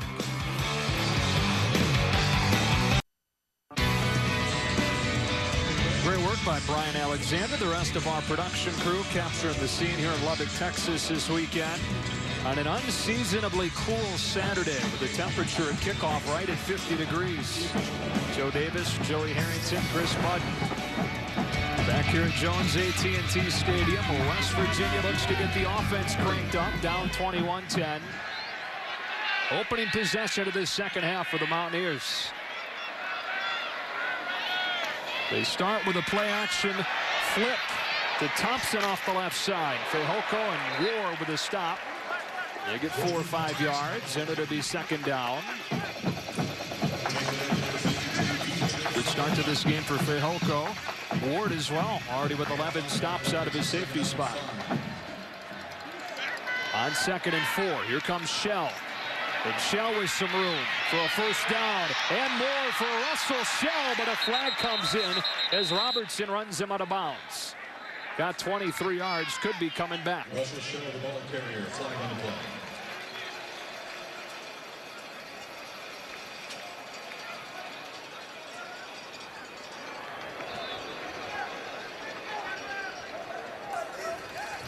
Holding offense, number 11, 10-yard penalty. Repeat second down. So they get Kevin White, and that'll bring that one back. We'll see it coming into the screen right here. Kevin White just getting a little fistful of jersey. And what receivers, well, anybody's allowed to do. You're allowed to grab as long as you're within the framework of the body. But once you get your arms to the outside, no. Yeah. They're going to flag you on that one. It's a spot foul, so still gained of a yard on the play. 2nd and 3. Shell up the middle this time for a first down. Nigel Bethel with a tackle. Pick up a 5 for the Pitt transfer in his first season of action at West Virginia. Was recruited to Pitt by Todd Graham and by Tony Gibson, who is now the defensive coordinator here at West Virginia. And he helped Shell get here to West Virginia after moving here from Pitt. Arrived last year out of shape, was up to 240 pounds, worked hard to get ready for this year. At 215 right now, has dropped a ton of weight. From the 47, here's Trickett handing off to Andrew Bowie. Sticks the nose down and gets 6 or 7. Andrew Bowie, the ball carrier. Trickett limited to 110 yards through the air so far. Shell has gotten it going on the ground, part of this running back by committee. And the nation's leading receiver, Kevin White, 16 yards from his 6th consecutive 100-yard game. Trickett, good feel in the pocket, steps up and takes a shot for Thompson, but over his head, and it's 3rd down. Clint Trickett's pass. Well, Joe, we've mentioned it earlier. Clint Trickett has not had a whole lot of wide-open wide receivers down the field. He's been forced to throw the ball into tight windows, and he's been forced to do it with pressure in his face. The defensive line, we haven't talked about him for Texas Tech, has done a nice job. Pete Robertson, Brandon Jackson getting pressure on Clint Trickett and forcing him to throw a ball from pressure into tight coverage. 3rd and 3. Empty set for Trickett. With time to throw, but running out of time with more good coverage. He'll try to run for it. And it looks like he got it. But again, the coverage downfield was good enough that he had to use his legs to pick up a first down. Yeah, with guys like Kevin White and Mario Alford, you do not expect Clint Trickett to be sitting in the pocket as long as he has been. Texas Tech doing a nice job in coverage, just needs to keep contained. Andre Ross needs to keep containing and not allow Clint Trickett to break outside and run for that first down. Here's Rondell Smallwood spinning off of Sam McGuavin and getting pulled down by Jackson Richards. We've been talking about the coverage from this defense. Part of the coverage is coming from that guy, Nigel Bethel, a true freshman making his first career start. And he's drawn Kevin White several plays on this drive and done a good job shutting him down. Smallwood with a nice cut. And a West Virginia first down to the 26. Well, Joe, part of the reason that Texas Tech has been able to slow down Kevin White at least is because they're putting Nigel Bethel on him and then a safety over the top. But what it does is it takes the guy away from stopping the run. And West Virginia is exploiting that right now. Trickett throws one too tall and incomplete. Ward had his hands on it but couldn't hang on. And when Trickett has missed today, he's missed high.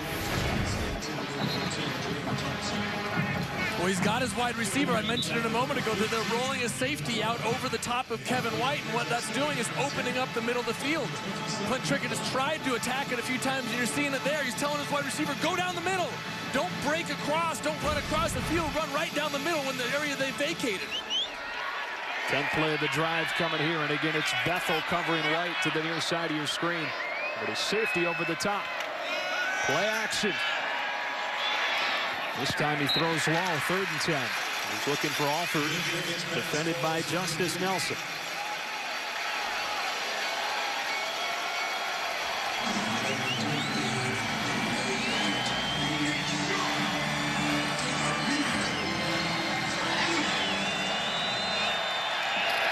Here's White, gets a block to get 7, but tackled shy of the first down by Dixon.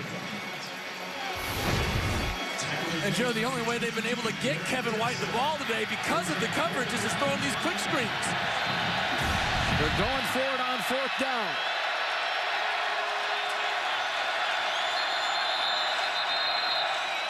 But a timeout taken by Tech. First charge timeout, Texas Tech. So West Virginia on its opening drive of the second half looking at a big 4th down on the other side of the break.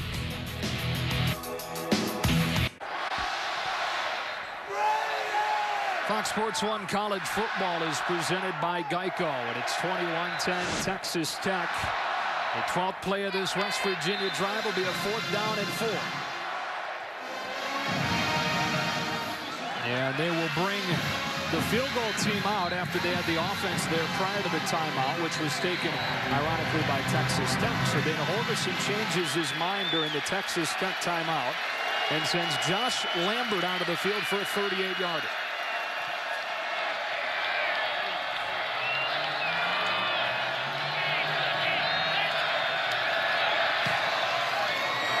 He's made both today and brings West Virginia back to within a touchdown. So West Virginia with points on its opening possession of the second half. And Davis Webb will take back to the field with a touchdown lead when you come back to Lubbock, Texas.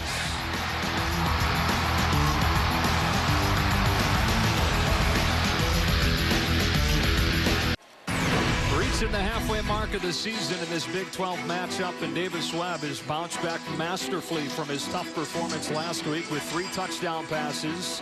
One of them to Jakeem Grant, 2 of them to Devin Lauderdale with his first career 100-yard receiving game. But as much of the story as the offense has been, the defense has been a huge surprise, holding West Virginia's potent offense to only 10 points in that first half, giving up a field goal on the opening possession of the second half, and looking at a 21-13 game midway through the third quarter. Joe Davis, Joey Harrington, Chris Budden back in Lubbock. Michael Molinari to send it away. Jakeem Grant will watch it bounce into the end zone. Tonight on Fox, Game 1 of the NLCS between the Giants and the Cardinals, making their 4th consecutive NLCS appearance. Coverage beginning right after the Oregon-UCLA game at 7:30 Eastern. Plus, you can tune in here on Fox Sports 1 for a unique, never-before-seen presentation of the game that'll include analysis, on-field reports, live demos, hardcore baseball for the hardcore fan. We're trying to join the guys in studio for that. It's a breakdown Game 1 of the NLCS between the Cardinals and the Giants. Texas Tech moved the ball well on their first possession of the second half, then turned it over on downs. Start this drive with a screen. Over the head of Washington and incomplete. Davis Webb's pass intended for number 21, DeAndre Washington. Incompletion brings up second down and 10, the ball on the 25-yard line.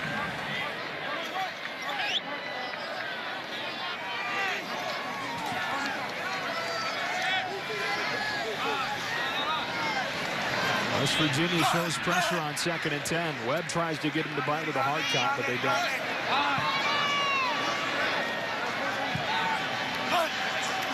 Mountaineers bring 5. It's picked up.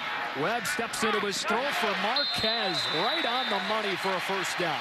Joe, we've seen this all day. West Virginia committing to the line of scrimmage to bring pressure and stop the run. And Davis Webb has taken advantage of the one-on-one matchups that creates outside. Again, nice job drifting from pressure and nice job throwing the ball to the outside. Washington with a stiff arm to free himself outside. DeAndre Washington with a first down to the 48.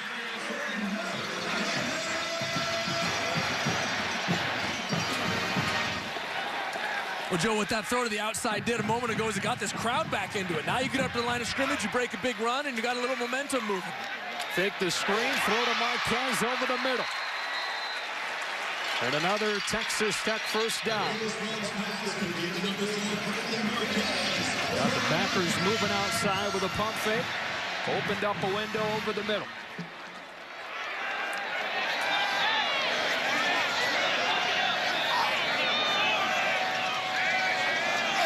From the 40. They fake to Washington. Webb has one-on-one outside and hits the crosser. It's Batson, Cameron Batson. Only his 4th catch of the season. That moves the chains inside the 30. And great patience by Davis Webb on the play action. Rolls outside, sits. He didn't have his receiver open wide right away, but he waited for him to clear coverage, delivered a strike to the outside. Great patience by the young quarterback.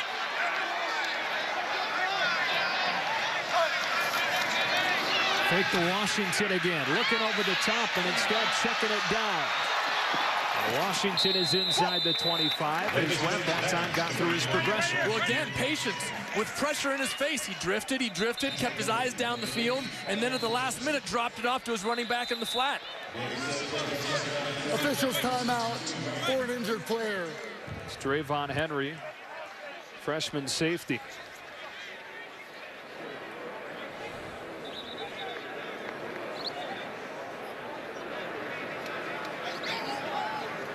Freshman from Pennsylvania, coming off his best game. Really played well against Kansas last week. Gaining more confidence in his freshman campaign. Taking a look at that right leg.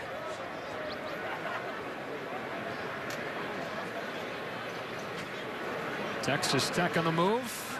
We'll take a break.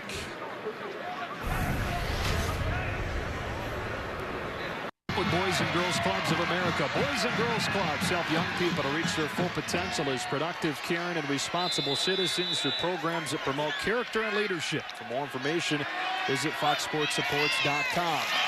Webb will hand it off to Washington. He spins his way inside the 20 and sets up a 3rd down and short.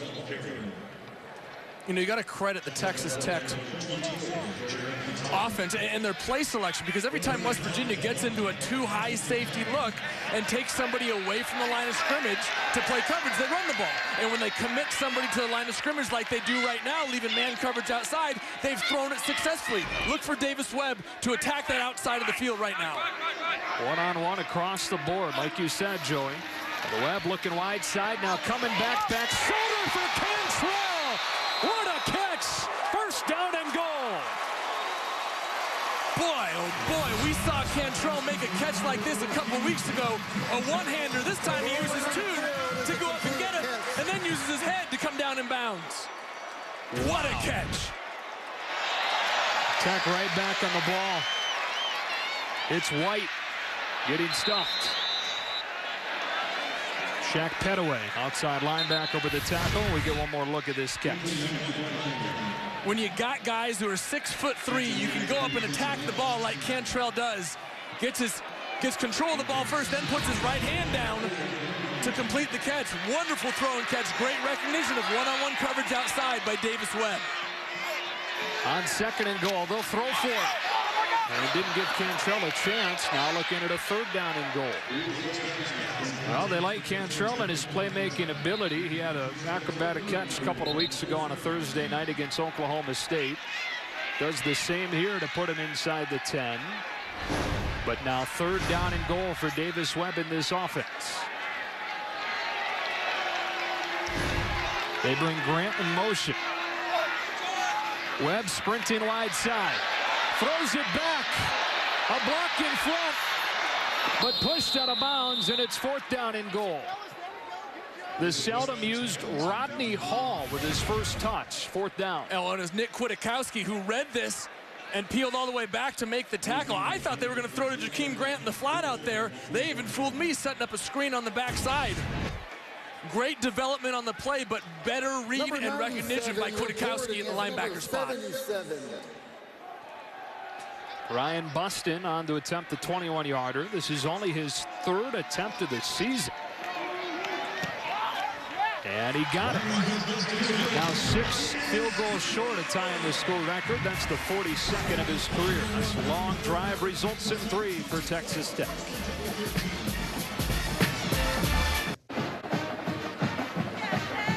Texas Tech is off to the worst start since 1999. Last time they were 2-3. Last time they were 2-4 was back in '94. Cliff Kingsbury said, "They're a talented team that's just played poorly. You got to figure this is their best game so far, trying to snap that skid and trying to get their first Big 12 win since their last win against West Virginia last year."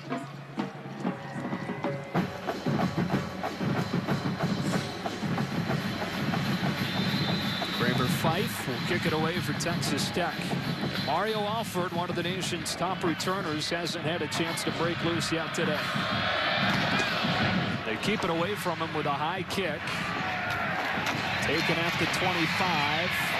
And spinning free is Myers across the 30. Time now for a Lowe's Never Stop Improving Game Break with Greg Wolf. All right, thanks. Let's go to Camp Randall Stadium. Melvin Gordon, becoming a big part of the Heisman conversation, flies in his 4th rushing touchdown of the day. 169 yards on the ground. Wisconsin has added another touchdown since they lead at 38-14, 4th quarter over Illinois. Joey. Okay, Greg. And here it's 24-13 Texas Tech. Clint Trickett in the offense back out there. They'll work out of an empty set on 1st down. Texas Tech brings 4. They set up the screen for Smallwood. He makes a couple of men miss and then stumbles and falls for 2.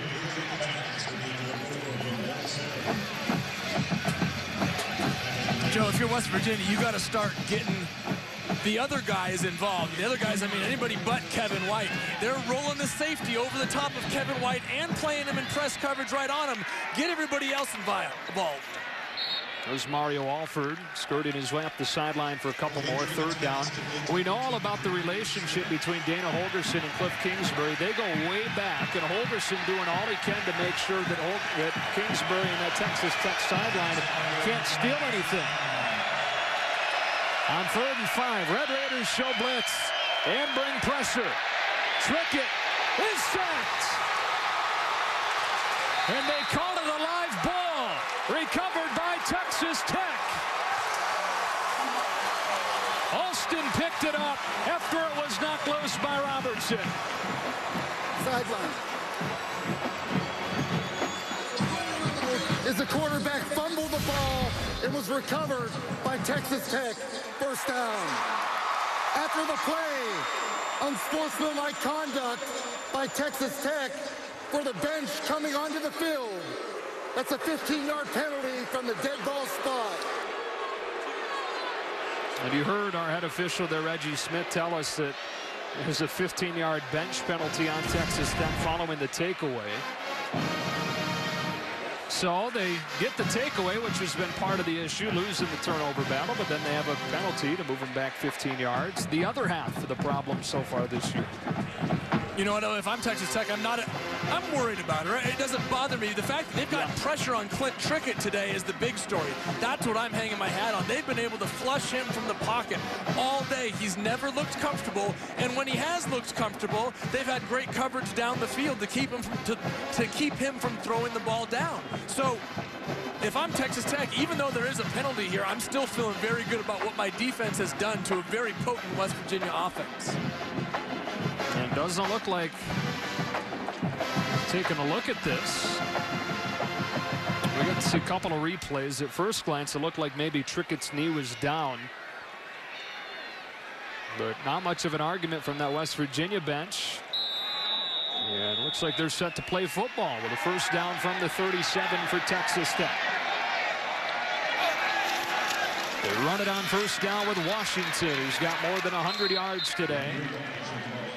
Gets 3, 2nd and 7.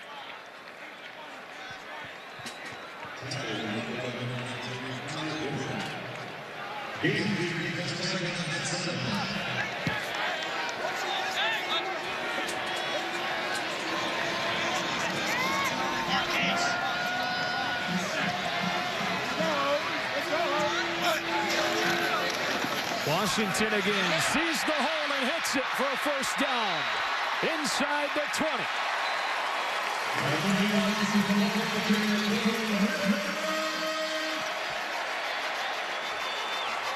And Joe, K.J. Dillon came off the edge there trying to stop Davis Webb from getting outside the pocket, but instead of playing tight to the line of scrimmage, he went deep after the quarterback and allowed the running back to cut underneath him.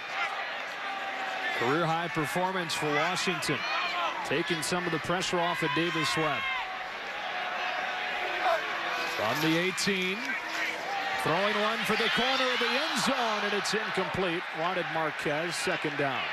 Joe, let's go back to the last play. Here's what I'm talking about. Dillon's coming off the edge, and instead of playing tight to the line of scrimmage for the run, he goes deep after Davis Webb and allows Washington to cut underneath. Watch this. He goes after Webb. His job is to play contain and keep that running back in there. Gives him a big hole for a big play.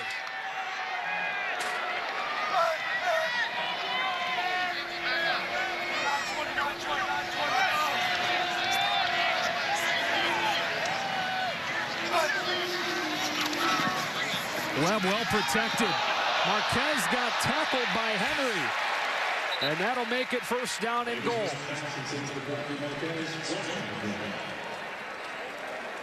Prior to the pass, holding defense, number 6. At the distance of the goal, automatic first down. And Joe again. Davis Webb sees the one-on-one coverage outside, an extra guy committed to stop the run, and you see Davis Henry just tackle Bradley Marquez right there in your screen, but he's attacking the one-on-one coverage on the outside. Excuse me, Drayvon Henry. The 6th West Virginia penalty makes it first down and goal. Here comes Grant in motion, drawing the attention of the defense, and then they give the ball to Washington for a yard. Not much there, but the way that Texas Tech has been able to run the football today has totally changed things for them. Well, yeah, it's forced West Virginia to show their hand. It's forced them to say, hey, look, I'm going to commit another guy to the line of scrimmage to stop you from running the ball. And when they do that, and the coaches on the sideline see it for Tech, they relay it to Davis Webb like they're doing right now. And he has the choice. Okay, do I change the play, or do I roll with what I've got? He's got one-on-one on the outside. Throw in the corner. It is juggled and incomplete. Dangerous throw that K.J. Dillon had a shot at. He whiffed on it, and then so did Grant. Well, Grant gets his hands on it. Maybe should have caught this ball. A well-thrown ball by Davis Webb into tight coverage. Well covered by Dillon there.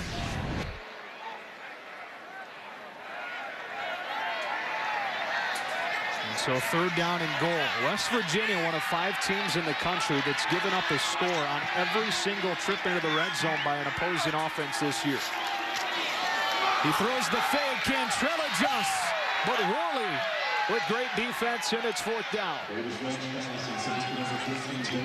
haven't called his name a whole lot today, but Darren Worley has done a nice job this time on Dylan Cantrell, who's already made a high point catch. We saw it on the last drive on the sideline. 97 reporting is number 77. does a nice job against the bigger wide receiver and not allowing him to go up and make the high catch. And so Ryan Buston comes on.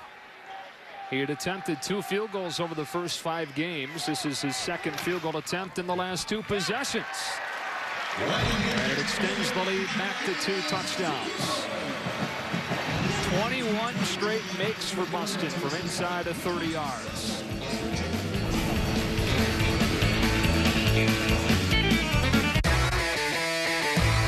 The wait is over.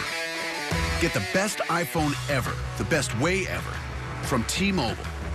Introducing the best trade-in value guaranteed. Trade in your old iPhone at T-Mobile and get up to $350. It's the best trade-in value guaranteed. Get the best iPhone ever today at your local T-Mobile store. I see that you want me. Yeah. Texas Tech has controlled most of the way. 2-touchdown lead late in the 3rd quarter here in Lubbock. Go back to 2000 here at Texas Tech.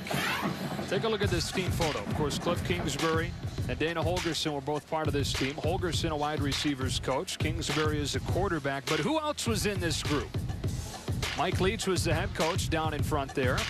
And 3 other, in addition to Holgerson and Kingsbury, now FBS head coaches. Sonny Dykes at Cal, Art Briles at Baylor, and Ruffin McNeil at East Carolina. Well, all those guys are putting up huge numbers as head coaches. Sonny Dykes at Cal, Leach now at Washington State, throwing the ball all over the place. Connor Halliday having a heck of a season. I don't know where Holgerson was looking on that team picture. Was he off to the side? He was looking off to the side. Maybe his gaze was into the future. Here's a short kick again that could be trouble, but a nice job by KJ Myers to step up and take a fair catch at the 35. And then, of course, Kingsbury and Holgerson first worked together as coaches at Houston. You saw the picture. It was Holgerson that got Kingsbury that job. A defense that's in the bottom 10 nationally on the season, allowing 40 points a game, playing by far its best game of the season so far today. Well, yeah, if you told me they were going to hold Clint Trickett to 121 yards passing at this point, I'd say there's no way. But they've done it with great pressure up front, and more impressively, they've done it with great coverage in the back end. Here's Russell Shell. Good surge from the offensive line. And Shell out close to a first down as the Sun tries to poke through for the first time today in Lubbock.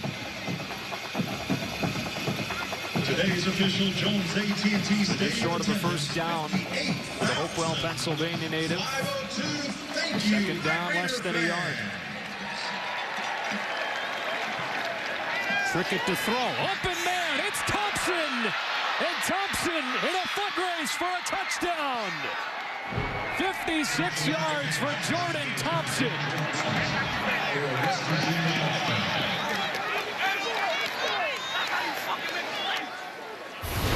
Joe, I've talked about it all half. By rolling a safety over the top of Kevin White, you're leaving the middle of the field wide open. You saw Clint Trickett a couple drives ago pointing to his wide receiver, down the middle, down the middle. That's exactly where they go right now. They attack the vacancy. Good job of recognizing where the hole is, delivering a strike for a touchdown. Bringing West Virginia just like that back to within a touchdown. Trickett's first touchdown throw of the day hits Jordan Thompson. He's been dealing with an ankle injury, but running well here. Joe, here's what I'm talking about. This safety is way over here on Kevin White. What it does is leaves a giant hole in the middle of the field. Watch them. They're paying so much attention to Kevin White. On the outside of the field, they're just leaving the middle completely uncovered, and it's taken a couple quarters for West Virginia to recognize it, but now that they see it, Texas Tech is going to have to honor it. Well, Thompson got off to a good start this year, had 10 catches over his first 2 games, but over the last 3 games, only 4 catches. So good for him to get back involved again in the offense. A big response for West Virginia, who's in need of something to feel good about, and they got it there.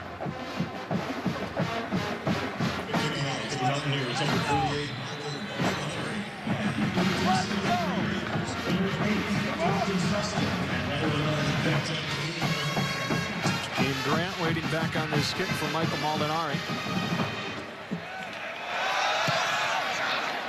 The line drive hits one of the up men, who gets back on top of it at the 24. With a second, let's check in with what's going on at the Alpha Chi Omega sorority on campus.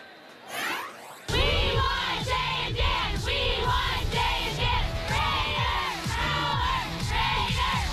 Raider power. Big Fox Sports Live fans here in Lubbock. We appreciate Alpha Chi Omega's support. Catch Jay and Dan later tonight. Of course, they'll have game 1 of the NLCS on Fox. And on Fox Sports 1, you can catch some in-depth, deep statistical analysis coverage. Kevin Burkhardt and the guys will take you through that. And then Fox Sports Live follows. There was a flag on that play. Sideline warning. It's a 5-yard penalty added to the end of the run. First down. West Virginia. So I believe he meant penalty on West Virginia. And then the 5 yards added for Texas Tech. Next time they have a sideline warning, it'll be 15 yards. But this one just 5, and it moves the ball to the 30 for Davis Webb in this Texas Tech offense.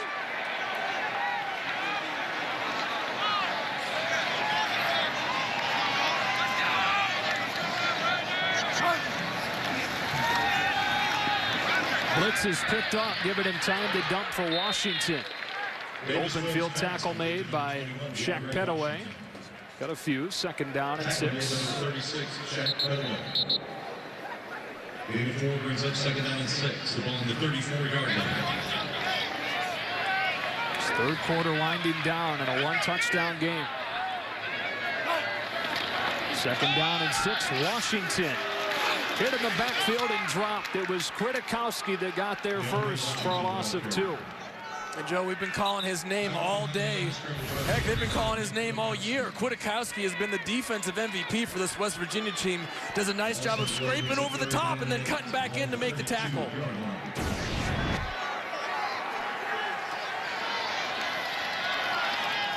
Big third down for this West Virginia defense.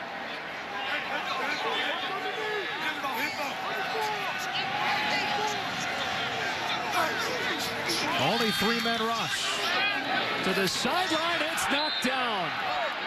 K.J. Dillon with the defense on Jakeem Grant. West Virginia forces the punt. 11, Jakeem Grant, defended on the play by number 9. Joe, Tech has taken advantage of this man coverage outside all day. This time, West Virginia just does a nice job. Dillon plays the route perfectly, steps in, knocks it down. Great defensive series by West Virginia, and maybe building on a little momentum here. First 3 and out of the day. Samake's punt, a line drive to Worley, who gets caught, and a flag comes out with the ball loose. Got to at least give him a chance to catch it. I don't think he did. There's no halo rule anymore in college football, but you can't do that. To time it up a little bit better if you're Austin Stewart. That's how it's written in the rule book, too. Time it up a little bit better, Austin Stewart? No, you can't do that. Yeah, you can't do that. You can't do that.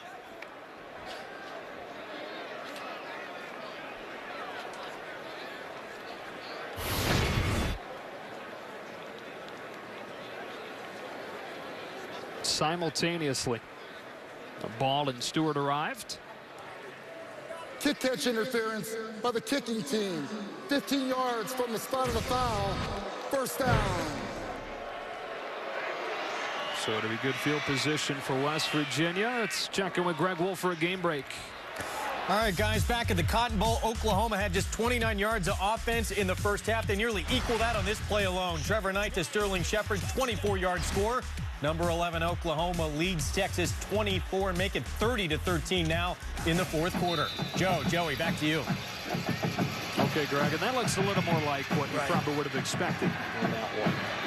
So West Virginia starts his drive from its own 49, and they go with play action. Trickett looking downfield and stepping underneath for Kevin White. Nice job to get through his progressions with the downfield throws covered and find White for 8 yards. Well, again, Joe, Justice Nelson doing a nice job on the backside of this coverage on Mario Alford. Trickett was looking to him on a backside post, just simply didn't have it. Second and short, final seconds of this quarter. Here's Russell Shell for a first down.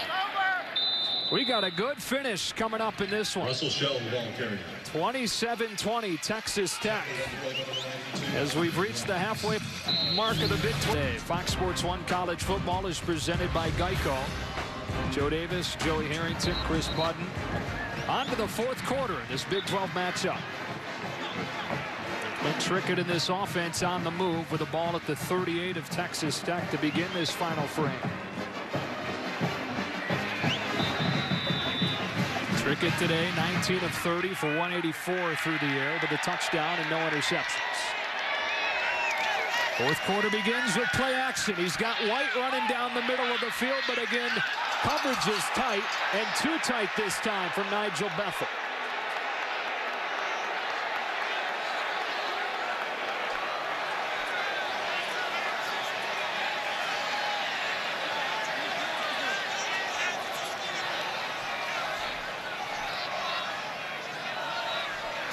Reggie Smith and the officials getting together. Well, Bethel definitely impeded his route. There's no foul on the play for pass interference, incomplete, second down. But they overturn it. Well, there was definitely contact. Yeah. Look, here, the safety for Texas Tech has usually been playing out over the top. This time he comes down. Clint Trickett sees that, attacks that vacancy. Kevin White gets in there. There's a little contact. I'm not sure what the discussion was by the officials. Maybe they just called it incidental. So they go to Shell on second down, and he gets a few. It'll be third down and 7. And this crowd, which has been underwhelming today, I know it was a morning start, comes alive for a third and 7 early in the fourth.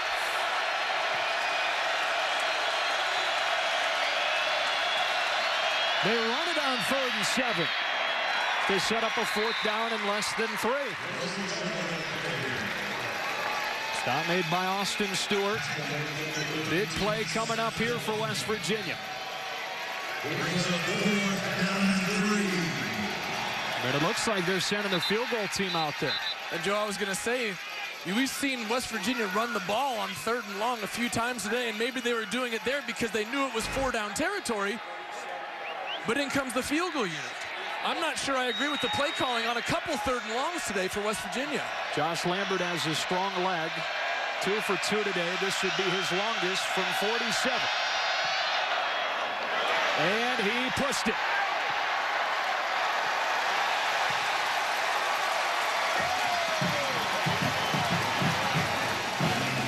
So West Virginia comes up empty-handed and a 7-point game still early on in the fourth.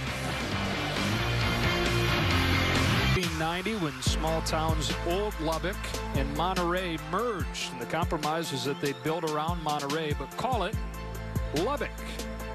Early on in the fourth quarter, and Texas Tech with a 27-20 lead over West Virginia after the miss from Josh Lambert on a 47-yarder after the conservative play call from Dana Holgerson, who elected to run the ball on third and long to set up the 47-yard field goal. A first down throw from Davis Webb is covered downfield. He's sacked. A coverage sack against a 3-man rush. Officials timeout. Shaq Petaway is injured. Webb on the season is sacked once every 75 dropbacks. That is double the number of dropbacks per sack for any quarterback in the country. So rarely do you see him going down. Well, Joe, you're going to see Shaq Riddick come in and make contact with Shaq Petaway there, helmet to helmet.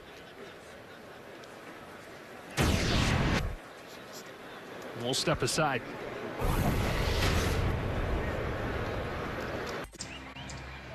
Good to see Shaq Petaway to his feet and helped off of the field after that incidental head-to-head contact.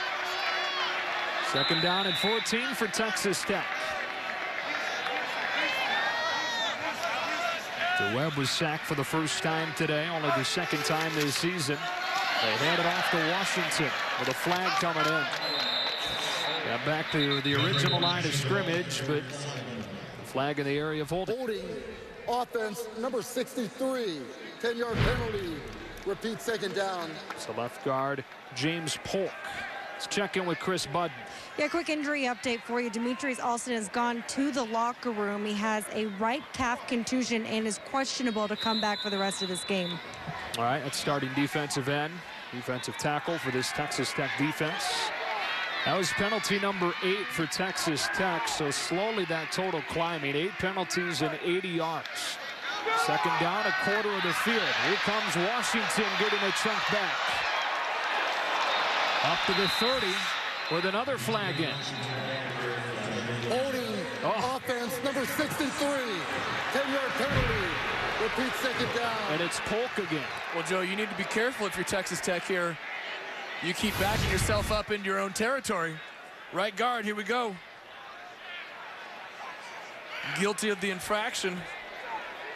Down the field here on Kwiatkowski. Yeah, just that last pull. He doesn't agree with it. Making the start for the injured Alfredo Morales out with a knee injury. But a couple of holding penalties on him. 9 penalties, 90 yards now on Texas Tech. Against a 3-man rush, they dump it off, and Washington with blocks in front. Out across the 20, you look around, make sure there's no flags. There are none, but it's still going to be 3rd down and long as a result of those penalties.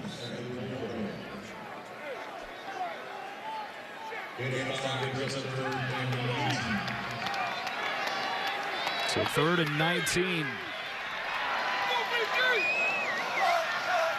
West Virginia showing pressure. Full start. Offense, number 63. Oh, boy. 5-yard penalty. It's 3rd down. When it rains, it pours. Wow. And this crowd recognizing that's 3 penalties in a row on Polk lets them know of their dissatisfaction. It's a 3rd down and 24. And they're going to let Webb throw. Steps up, got to be careful. He was holding that ball dangerously loose with the back pressure coming. We'll get to you in a moment there, Joe. It's checking before the punt for a game break with Webb limping off. All right, guys, Georgia pitching a shutout, showing they can still run even without Todd Gurley. This is Brendan Douglas, 15-yard score, up and over and in for the touchdown. It is 34-0 Georgia over number 23 Mizzou, 4th quarter, guys. Okay, Greg Worley going back on this punt and putting it on the ground, but then picking it back up. Ball is loose inside the 25. And recovered by West Virginia. First down, West Virginia. So West Virginia dodges a bullet. They've had issues returning punts this year and put Worley back there instead of Thompson. He's still coughed it up. Luckily for the Mountaineers, they're back on it, down 7. 3rd down play, that left ankle got rolled up on. Well, 2 things here. 1, the ankle gets rolled up on, but you cannot have this ball hanging out like that. 3rd and long in your own, deep in your own territory. Shaq Riddick, the 6'6", 240-pound transfer. You see his ankle just get rolled on a little bit there at the end. Davis Webb needs to be more careful with that football late in this ballgame. Russell Shell, 100 yards so far today. Slips through initial contact for a yard or 2. Inside of 11 minutes in this Big 12 matchup, West Virginia has trailed most of the game. They've had more than 500 yards in 4 consecutive games. In danger of that streak being snapped today. Here's Shell again. 3rd down. Well,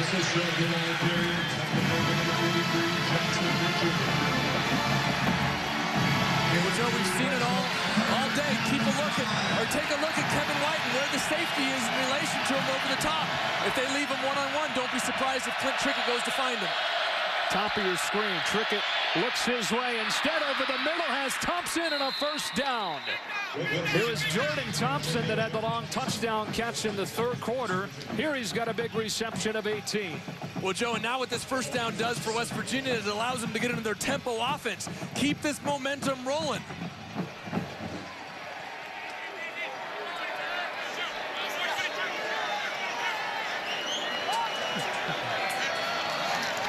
They hand it off to the tight end, Cody Clay. How about a run of 4 for him? Coach Holgerson told us this earlier in the week. I thought he was kidding. He said Cody can play wide receiver, running back, offensive line. He does it all for us. Quickly outside, here's White. Got a block from Thompson. And they got pushed out by Keenan Ward.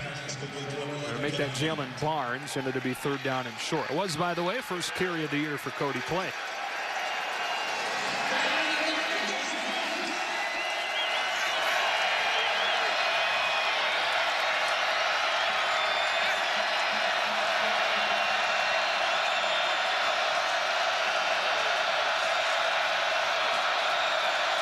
Pressure coming. Here's White in trouble. And the whistle blows. This Texas Tech defense playing its best game of the season, and they were ready for the quick throw to Kevin White. Well, Joe, this safety that's been up over the top of Kevin White all today now is playing tight right here. Number 15, Keenan Ward, coming down and just makes a great play. Kevin White, a strong physical wide receiver who can break that first tackle, but Keenan Ward coming in to clean things up.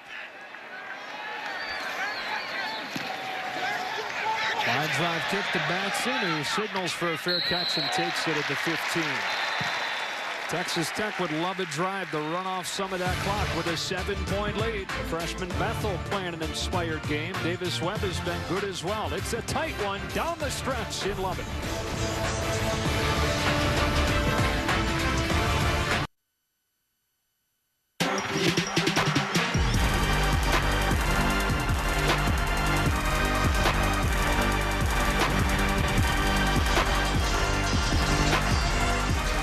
Sports 1 College Football is presented by Geico. Back here in Lubbock, 8:37 left to go.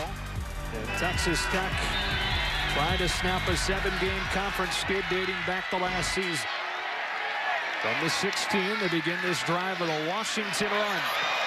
They're collecting 4 more yards to a career high. And it'll be 2nd down and 6.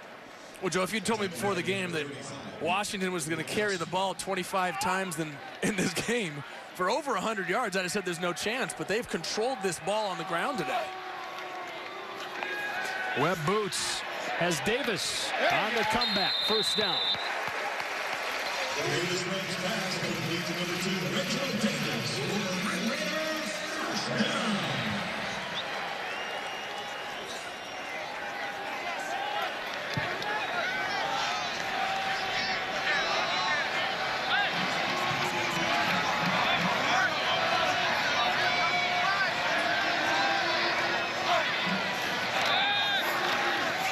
Webb floating one.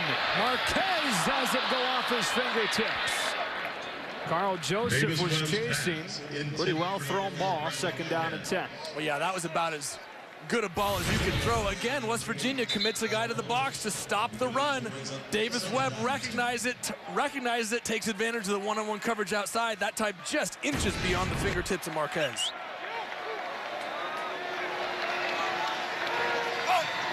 On 2nd down and 10, they bring late pressure. Webb off his back foot, out of the backfield, incomplete.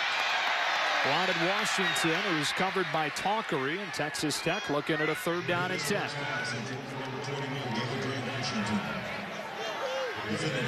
Number 37, West Tonkery. Incompletion brings up 3rd down. 7:44 left. West Virginia trying to get the ball back to the offense, down a touchdown.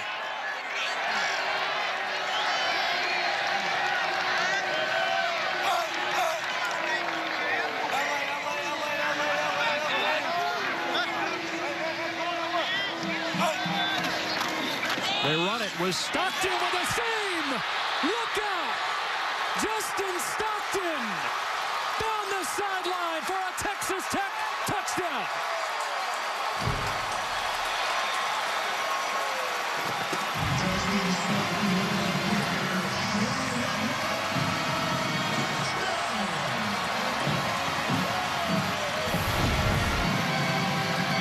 Joe, Davis Davis Webb does a nice job of recognizing the coverage. All day, West Virginia has put an extra guy into the box to stop the run.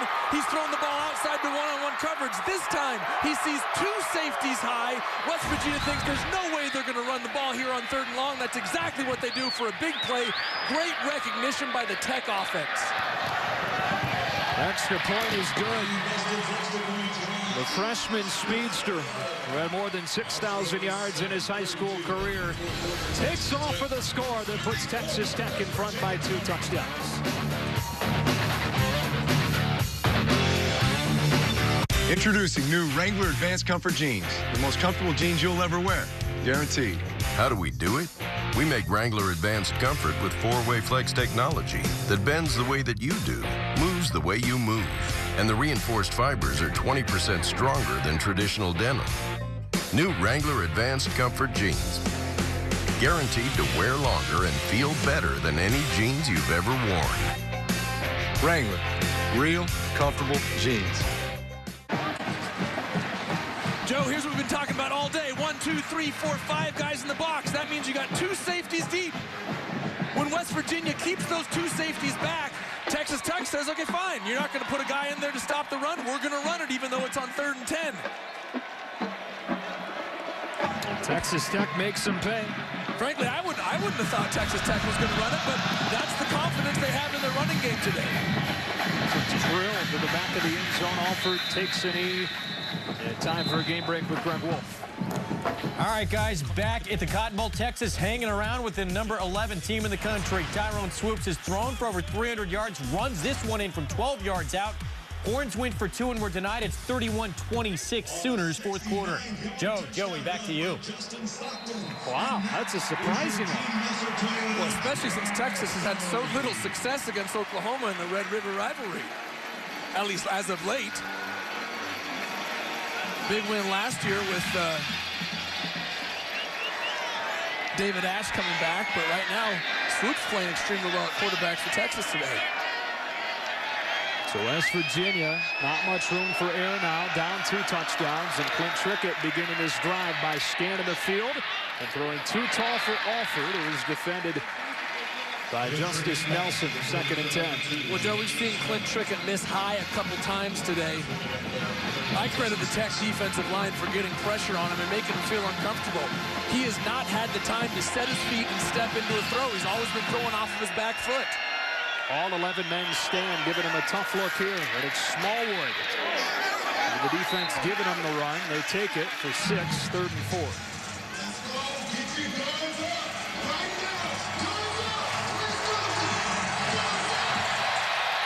Smallwood again. Makes a cut for a 1st down across the 45. Joe, tempo, tempo, tempo. These are 2 teams that we've expected to get up to the line of scrimmage and just go.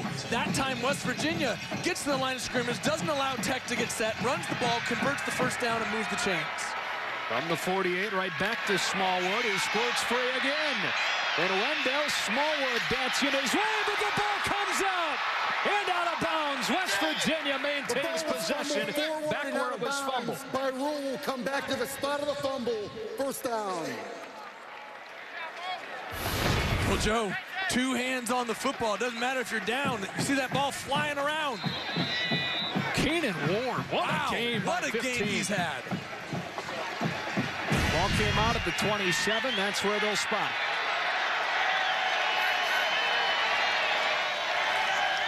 Joe, take a look here.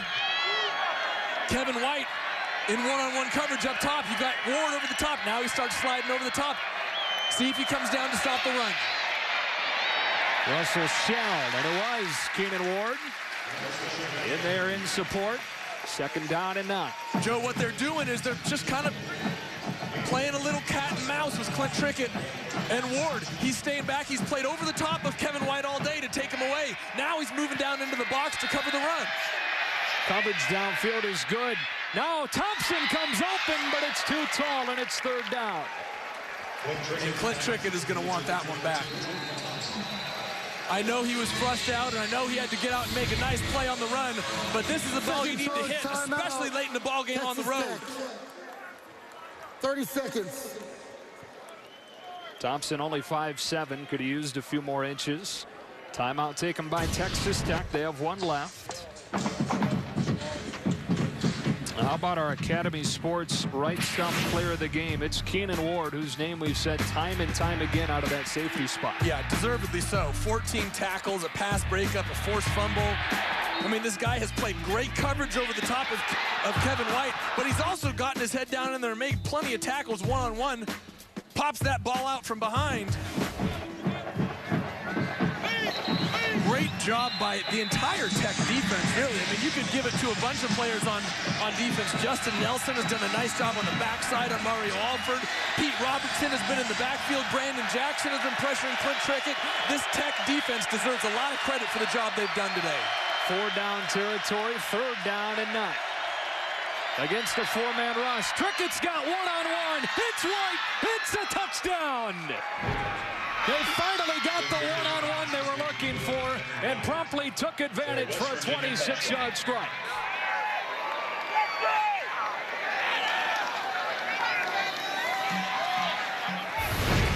Well, here it is, Joe. One-on-one coverage. Kevin White and the freshman Nigel Bethel. Keenan Ward has been that help up over the top all day. This time they commit the guy to stopping the run at the line of scrimmage, leave the freshman out on, I'll call him an All-American out there at wide receiver, and he just makes a big play. Extra point makes it a 7-point game. Kevin White with more than 100 yards in all 6 games this season. This touchdown brings it back to a 1-score game in the final minutes. Get up to 20% off and 1,000 rewards points at bestwestern.com with a swipe, a tap, or a click. Get up to 20% off and enjoy breakfast, free high-speed internet, and 1,000 rewards points. Only at bestwestern.com. Did you know Heineken Light won the best-tasting light beer at the 2013 World Beer Championships? Apparently there are rules about drinking beer in commercials, so I'm drinking it over here. Ah, tastes good. I'm not wearing any pants, by the way.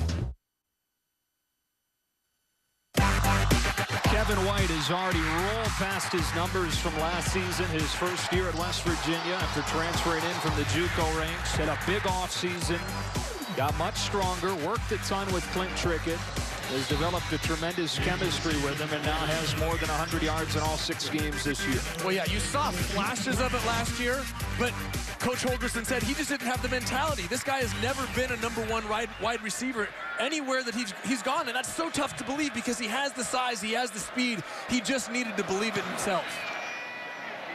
Molinari boots one into the end zone, and Grant will take a knee. Let's take a look at today's stat comparison brought to you by the Lincoln Motor Company. Well, both these offenses getting up around 80 plays. While West Virginia has been limited some, at least comparatively to how they've been this season and how the Texas Tech defense has been this season, they find themselves within a touchdown inside of 6 minutes.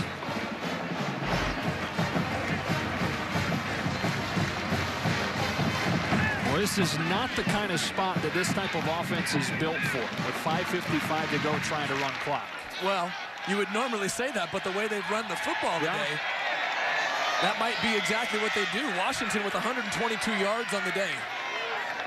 Crowded box on 1st down. They run into it. And not much daylight for Washington, who gets 2. Career high for him today, 124 yards.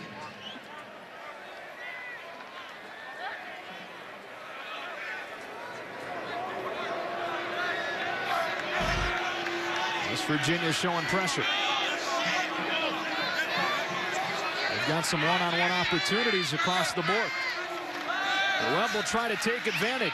Back shoulder for Davis, and it's incomplete. Coverage for Mickey Banks. 3rd down and 8 with 5:20 left.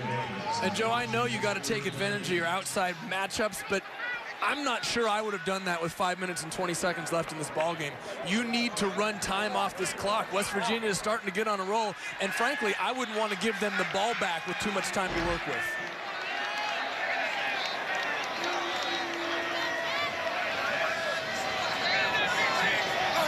Davis Webb will hand it off. It's Stockton getting popped, and West Virginia's defense forces a 3-and-out. Jared Harper with a stop from his safety spot. The Mountaineers going to get it back with a chance to tie inside of 5 minutes.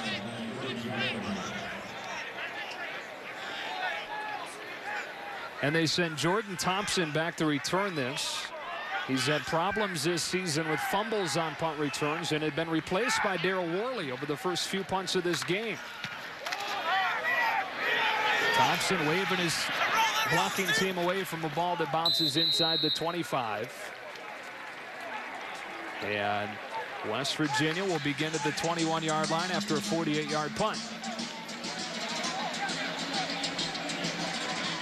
So Clint Trickett and this offense come back out. The nation's third leading passer. Florida State transfer in his second season at West Virginia. He lived in Morgantown from the time he was 10 until the time he was 15 when his father Rick was an assistant. Rick now an offensive line coach down at Florida State. That's where Clint started his time in college. Said he wanted to go to West Virginia all along, but they didn't recruit him. With Rich Rod being there at the time with more of a running quarterback style. Yeah. But he was able to transfer in, and he's right where he's always wanted to be. Well, first down and 10, and Trickett back to throw. On the slant, it's Alford, and he's got speed to the outside. 22 yards on first down to Mario Alford across the 40. Boy, and is this guy fast. Get this guy the ball in the open field, and he can make things happen.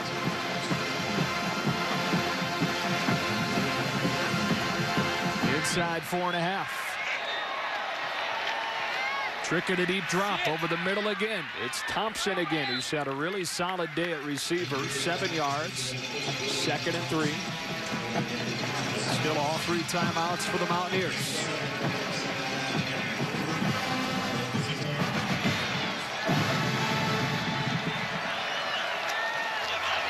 Trickett has one-on-one. Down the sideline. Out in front of White. But a flag is in. The flag's down around the 30. Pass interference, defense, number 1. 15-yard penalty, automatic first down. Well, here he is right at the top of the screen, number 1. Nigel Bethel, the freshman, in coverage on maybe the best player on this field today. And Tech's in a tough position here because they've done a great job of helping over the top of Bethel with Keenan Ward. But that opens up holes in the running game. And as of late, West Virginia has taken advantage of with Smallwood and Shell both going for 100 yards in the day. Trickett double clutches, throws one, and has Shorts inside the 15. And Nikhil Shorts with flags flying in. Down at the 13 and a gain at 23. Dana Holgerson thinks he's got the call figured out.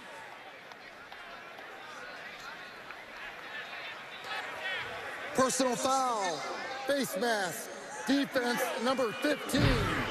At the distance to the goal, first down. Goes on Ward.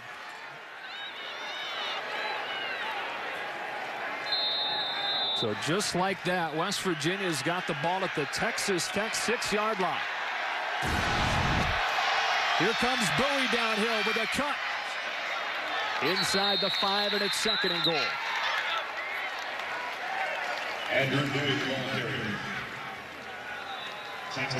West Virginia has had its issues in the red zone this season. They're 98th nationally once they get inside the 20-yard line.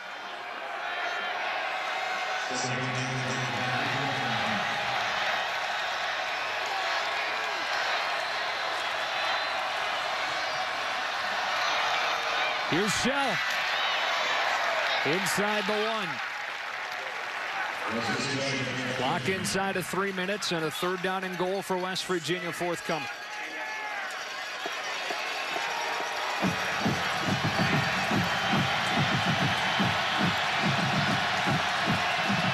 Shell again. Reaching for the goal line. No signal yet. They've spotted him short. He's short of the goal. It's 4th down. 4th down and goal. Joe, you got 10 guys all crowding the line of scrimmage here for Texas Tech.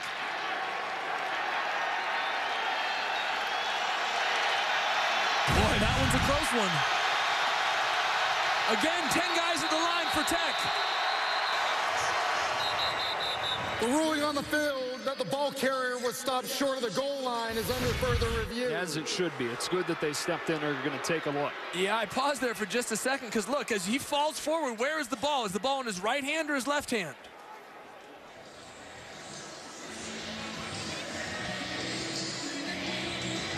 I don't think a replay from this side of the field is going to show where this football is.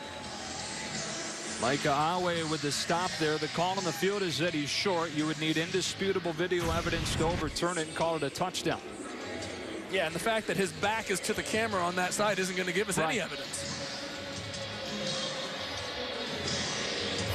Only have to break the front side of that white line with the football. Mike Pereira back in Los Angeles, our rules expert. What do you think? Hey, I've been looking at all the shots with you guys. I don't think you can reverse the call because you never see the ball. That's the problem. You might make a case that maybe it was a touchdown, but without seeing the ball, we have a great shot right down the line. But since you can't see the ball, you got to leave it short, at least in my opinion. Yeah, it's got to be that indisputable video evidence. And another call that we see, Mike, where it's the call on the field so important. The ruling on the field stands as called. Fourth down. That's what you figured it would be. Would have been hard to overturn it the other way, too. On the ready for play. And so, with 2:14 left, West Virginia with all 3 timeouts. Looking at a 4th down and goal inside the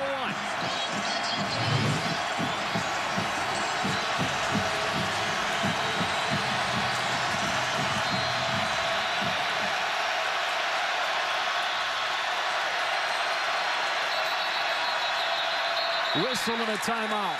Dana Holgerson with a sprint down inside the 10 to call it. West Virginia, 30 seconds. Clock him, Joe. You running a 40? 4-9. 4-9? Yeah. He's got an even better start. Right. So 4th down and goal, and they do call their first timeout. They have 2 left, which is important to consider if they are stopped here. The timeout could wind up being important. And if I'm Dana Holgerson, here's what I'm thinking. Twice now, you've seen Texas Tech put 10 guys at the line of scrimmage, leave 1 guy out on Kevin White. So what's that saying? They're committing to the run. You might want to think about maybe throwing a quick little fade out there, or maybe a hard play action with Clint Trickett and a bootleg out. So here you go, 4th down and goal. It's Snell. Reaching with a second effort for the touchdown. The ruling on the field is a touchdown. Boy, it was stopped on his initial surge, but his second effort gets West Virginia within an extra point of a tie game. Did I say bootleg? I meant just run it right up the gut.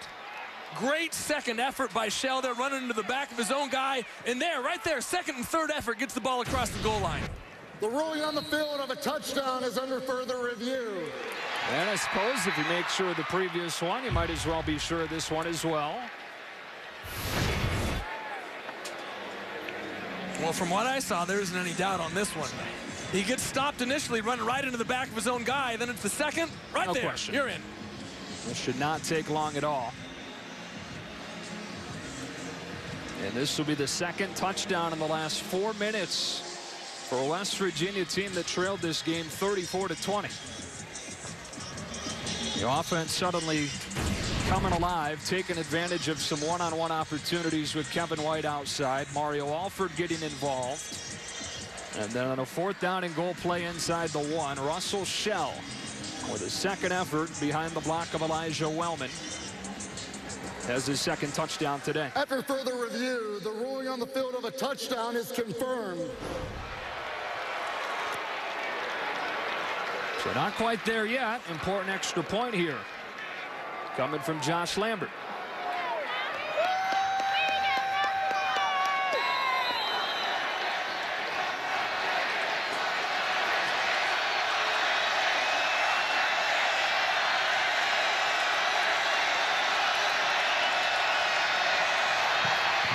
Tie game with 2:02 left. So Clint Trickett marches this offense down the field for his second score in the last 4 minutes. Mario Alford got involved. Then it was Da'Keil Shorts moving him inside the 15. And on 4th down and goal, it's Russell Shell. Tie game with 2 minutes left.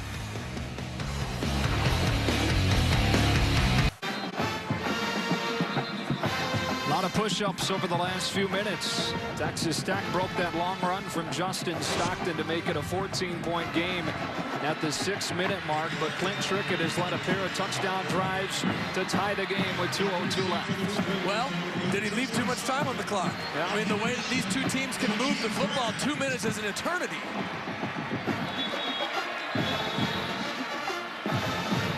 Lubbock known for being windy. Has the ball blowing off with the tee. Molinari ready to kick it away to Jakeem Grant. Dangerous return awaits back at his own 2.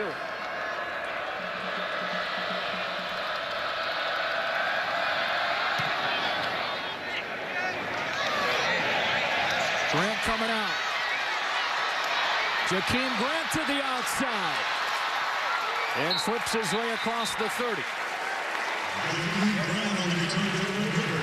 Enter Davis Webb. A sophomore with 323 yards today.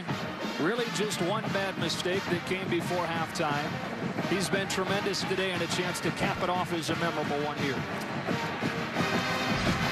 You know, Davis Webb has done a very nice job of taking advantage of man-to-man coverage on the outside on this final drive here. I'm interested to see what West Virginia does on defense. Do they commit an extra guy to the line of scrimmage to stop what has been a very potent running attack by Washington today, or do they play back in coverage? Keep an eye on how many safeties they have in the middle of the field. Right now, just one.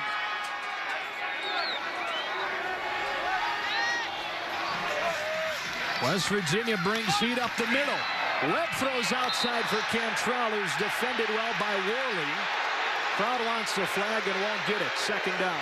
No, and I don't think they should either. That was a great job of pressure up the middle and a great job of coverage on the outside. Watch, here you go. Kwiatkowski. Tonkery coming right up the center. Nice job by the West Virginia front 7 getting into the backfield. Hard count. West Virginia stays disciplined.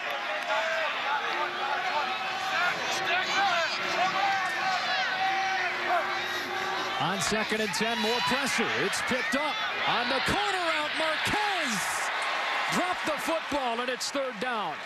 You can't throw it much better than that if you're Davis Webb. Boy, and the mistakes that have been gone for most of the day that have plagued them the last couple weeks, penalties and drops, have shown up here in the 4th quarter. Right here, Marquez, the ball's dropped right in his breadbasket.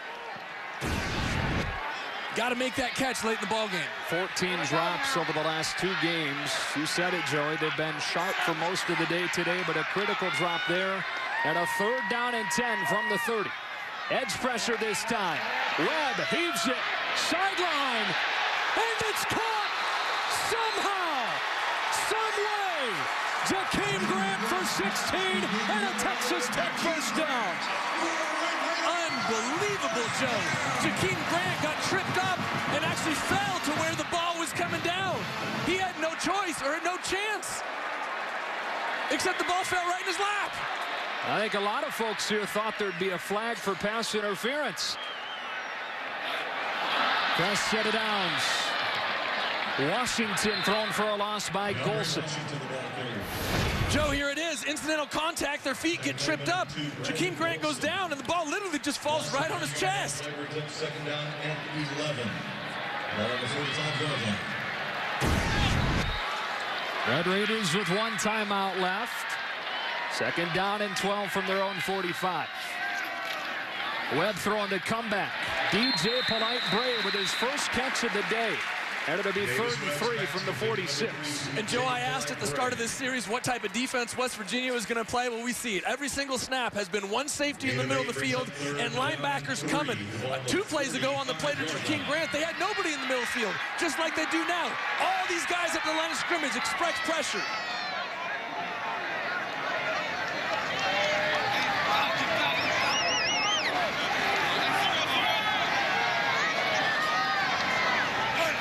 They bring it. Webb stands in and too tall for Polite Brayer with the coverage from Banks. And now a huge decision for Cliff Kingsbury on 4th down and 3 from the 46. And he's got to send the punt team out. I agree. I agree with this call because if for some reason you don't get it on 4th down, you give West Virginia the ball back, needing only 20 yards really to get themselves into field goal range with only a minute left in this ball game. I'm a little surprised they're even sending anybody back here. For the problems they've had returning punts. Thompson lets it go over his head. And into the end zone, so West Virginia will have 2 timeouts. And the ball at the 20-yard line. Clint Trickett has already had a couple of touchdown passes this half, and will try to lead him down for one final score. Well, and Joe, this is what legends are made of. I mean, this is the chance of a lifetime for Clint Trickett, a young man who has completely improved on last year's performance, has been phenomenal this season, has a chance to lead his West Virginia Mountaineers 80 yards down the field to get a potential game-winning score. Hey, this is the stuff you dream of, coming home to West Virginia, where you grew up, take your team down to win a ball game. Let's see if he can do it. And a field goal would do it. Josh Lambert is hit from 54 in his career. They need to get to the 37 in Texas Tech territory for that. From the 20 with a flag down. Trickett throwing sideline. And over the head of Shorts. Flags back at the line of scrimmage. Pass falls incomplete. Flag on the play. And it's going to go on the offense. Illegal motion, offense, number 10. He went in motion from the line of scrimmage. That penalty is declined. It's 2nd down. Well, watch, here's the line of scrimmage. Zakeel Shorts is lined up on the line of scrimmage. From that position, you cannot go in motion. You must be off of the line of scrimmage if you're going to come across the formation. Jordan Thompson. And it's 2nd down and 10. They run the ball. And Wendell Smallwood gets 9. Still 2 timeouts left for West Virginia. And so far, Holgerson not pulling the trigger on one. On 3rd and short, back to Smallwood. And he's got a 1st down. But still 2 timeouts for Dana Holgerson. Joe, I don't mind this play call. You know, we saw it 2 drives ago where they just ran the ball and got a couple chunks. This time you run the ball, you stop the clock, you save a timeout, and remember, you only need a field goal, which is really only about 35 yards away. Trickett a deep drop, routes developing into a tight window. Another 1st down, this time Thompson at the 43. Clock stops to move the chains.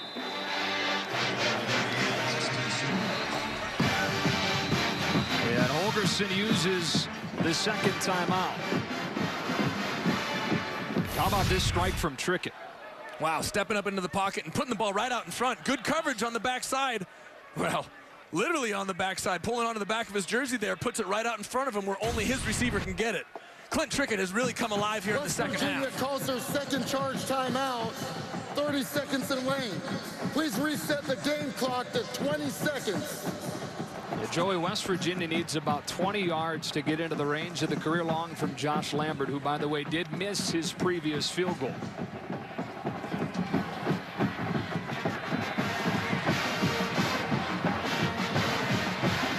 Lambert's been so good in his career following misses especially. He'll have a chance potentially for redemption if West Virginia's offense can get a few more yards. What's got to be going through his mind right now? Oklahoma State and Kansas coming up in just a bit here on Fox Sports 1. Another Big 12 tilt. This one coming down to the wire in Lubbock.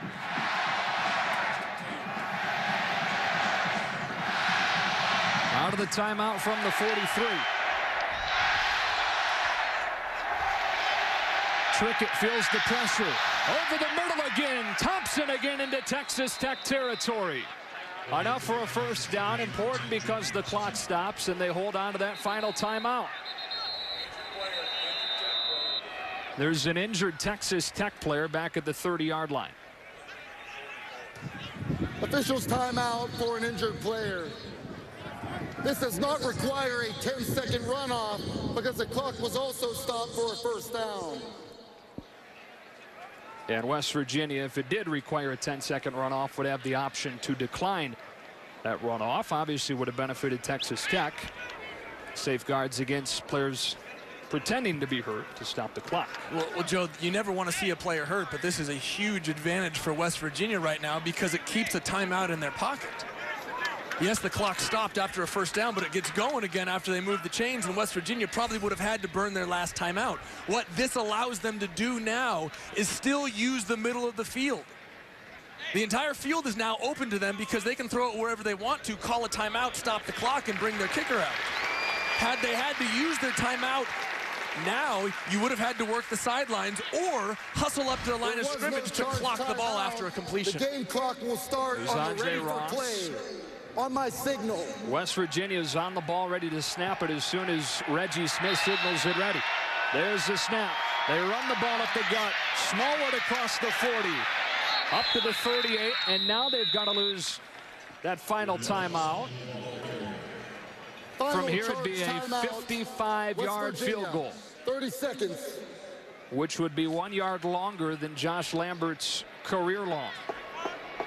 Do you run one more play with sideline routes? Well, it has to be a sideline route. Obviously. I mean, you have to throw some sort of corner route. You technically have enough time. A quick out, a quick route to the sideline generally takes between 4 and 6 seconds, but there is no room for error. And what Click Trickett has to do is he throws that ball into his receiver's hands or he throws it out of bounds. I mean, that ball's got to hit the bench. There's no chance that he leaves this on the inside hip and risks an interception when he has a potential long field goal in hand. The offense is going back out there with no timeout. 7 seconds. Got to be careful here if you're Trickett in West Virginia not to blow this opportunity.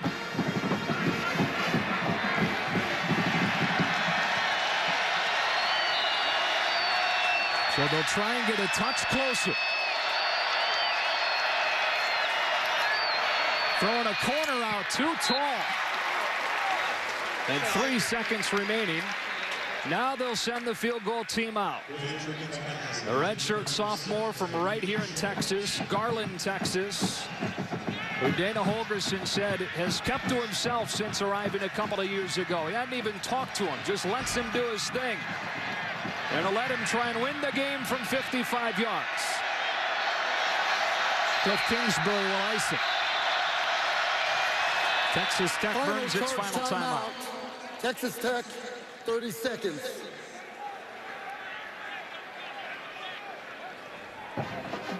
Right now, Cliff Kingsbury's got to be thinking, how did we get here? Justin Stockton broke off that long run to make it 34-20. In the blink of an eye, West Virginia's not just tied the game, but gotten into position to now win it. Well, yeah, I think that speaks to the potency of this West Virginia offense, and we knew it was just a matter of time before things started to click. They got Kevin White involved. They got Smallwood. They got Russell Shell involved. 2 backs now over 100 yards. This is a West Virginia offense that is tough to contain for an entire ball game, and Tech did a great job of really containing them for about 3.5 quarters. But there are very few defense in this conference who can keep them contained for 4. So here you go. The Texas kid, Josh Lambert, officially from 55. This for the win. On the way. And the Texas boy making a homecoming and giving West Virginia the win.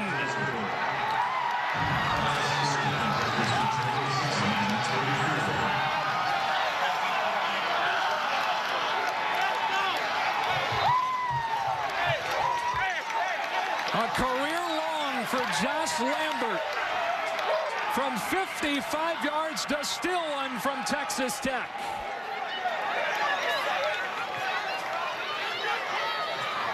What a clutch kick by that young man. 55 yards on the road. Splitting the uprights. And that was pure from the start, Joe. There was no doubt on that one. His second game winner over the first 4 wins this year for West Virginia. He beat Maryland earlier this season on a last-second field goal. And now he beats Texas Tech. Let's go down to Chris Budden, who's with Coach Holgerson. Hey, Coach, how about Lambert there? He missed that one to come back the way that he did. What does that say about him? Well, he's a guy that's been proven to do that, you know, throughout the course. This is his second game winner this year. The kid doesn't understand what pressure is. Maybe we need to put a little bit more pressure on him if it's a normal field goal. Your offense, I know you guys struggled in the first half. What was the difference there that second half? Well, I just kept plugging away at it, you know. I mean, the guys thought that we were playing okay. I give Tech credit. They played well on defense, a lot better than they've shown in the first half especially. And I can't say enough about our defense coming out in the second half and really holding them to only a touchdown or a couple of field goals in some bad situations. I appreciate it. Thanks, Coach. Joe? All right, Chris. So Dana Holgerson comes here to Lubbock, where he was an assistant for 8 years earlier this century, and gets a last-second win with Josh Lambert nailing a 55-yarder. It was 34-20 with just a few minutes left. West Virginia with the game's final 17 points. They get to 4-2 and already matched last season's win total. So we're all finished in Lubbock. We'll get you to Rob Stone in Los Angeles for more college football after this break.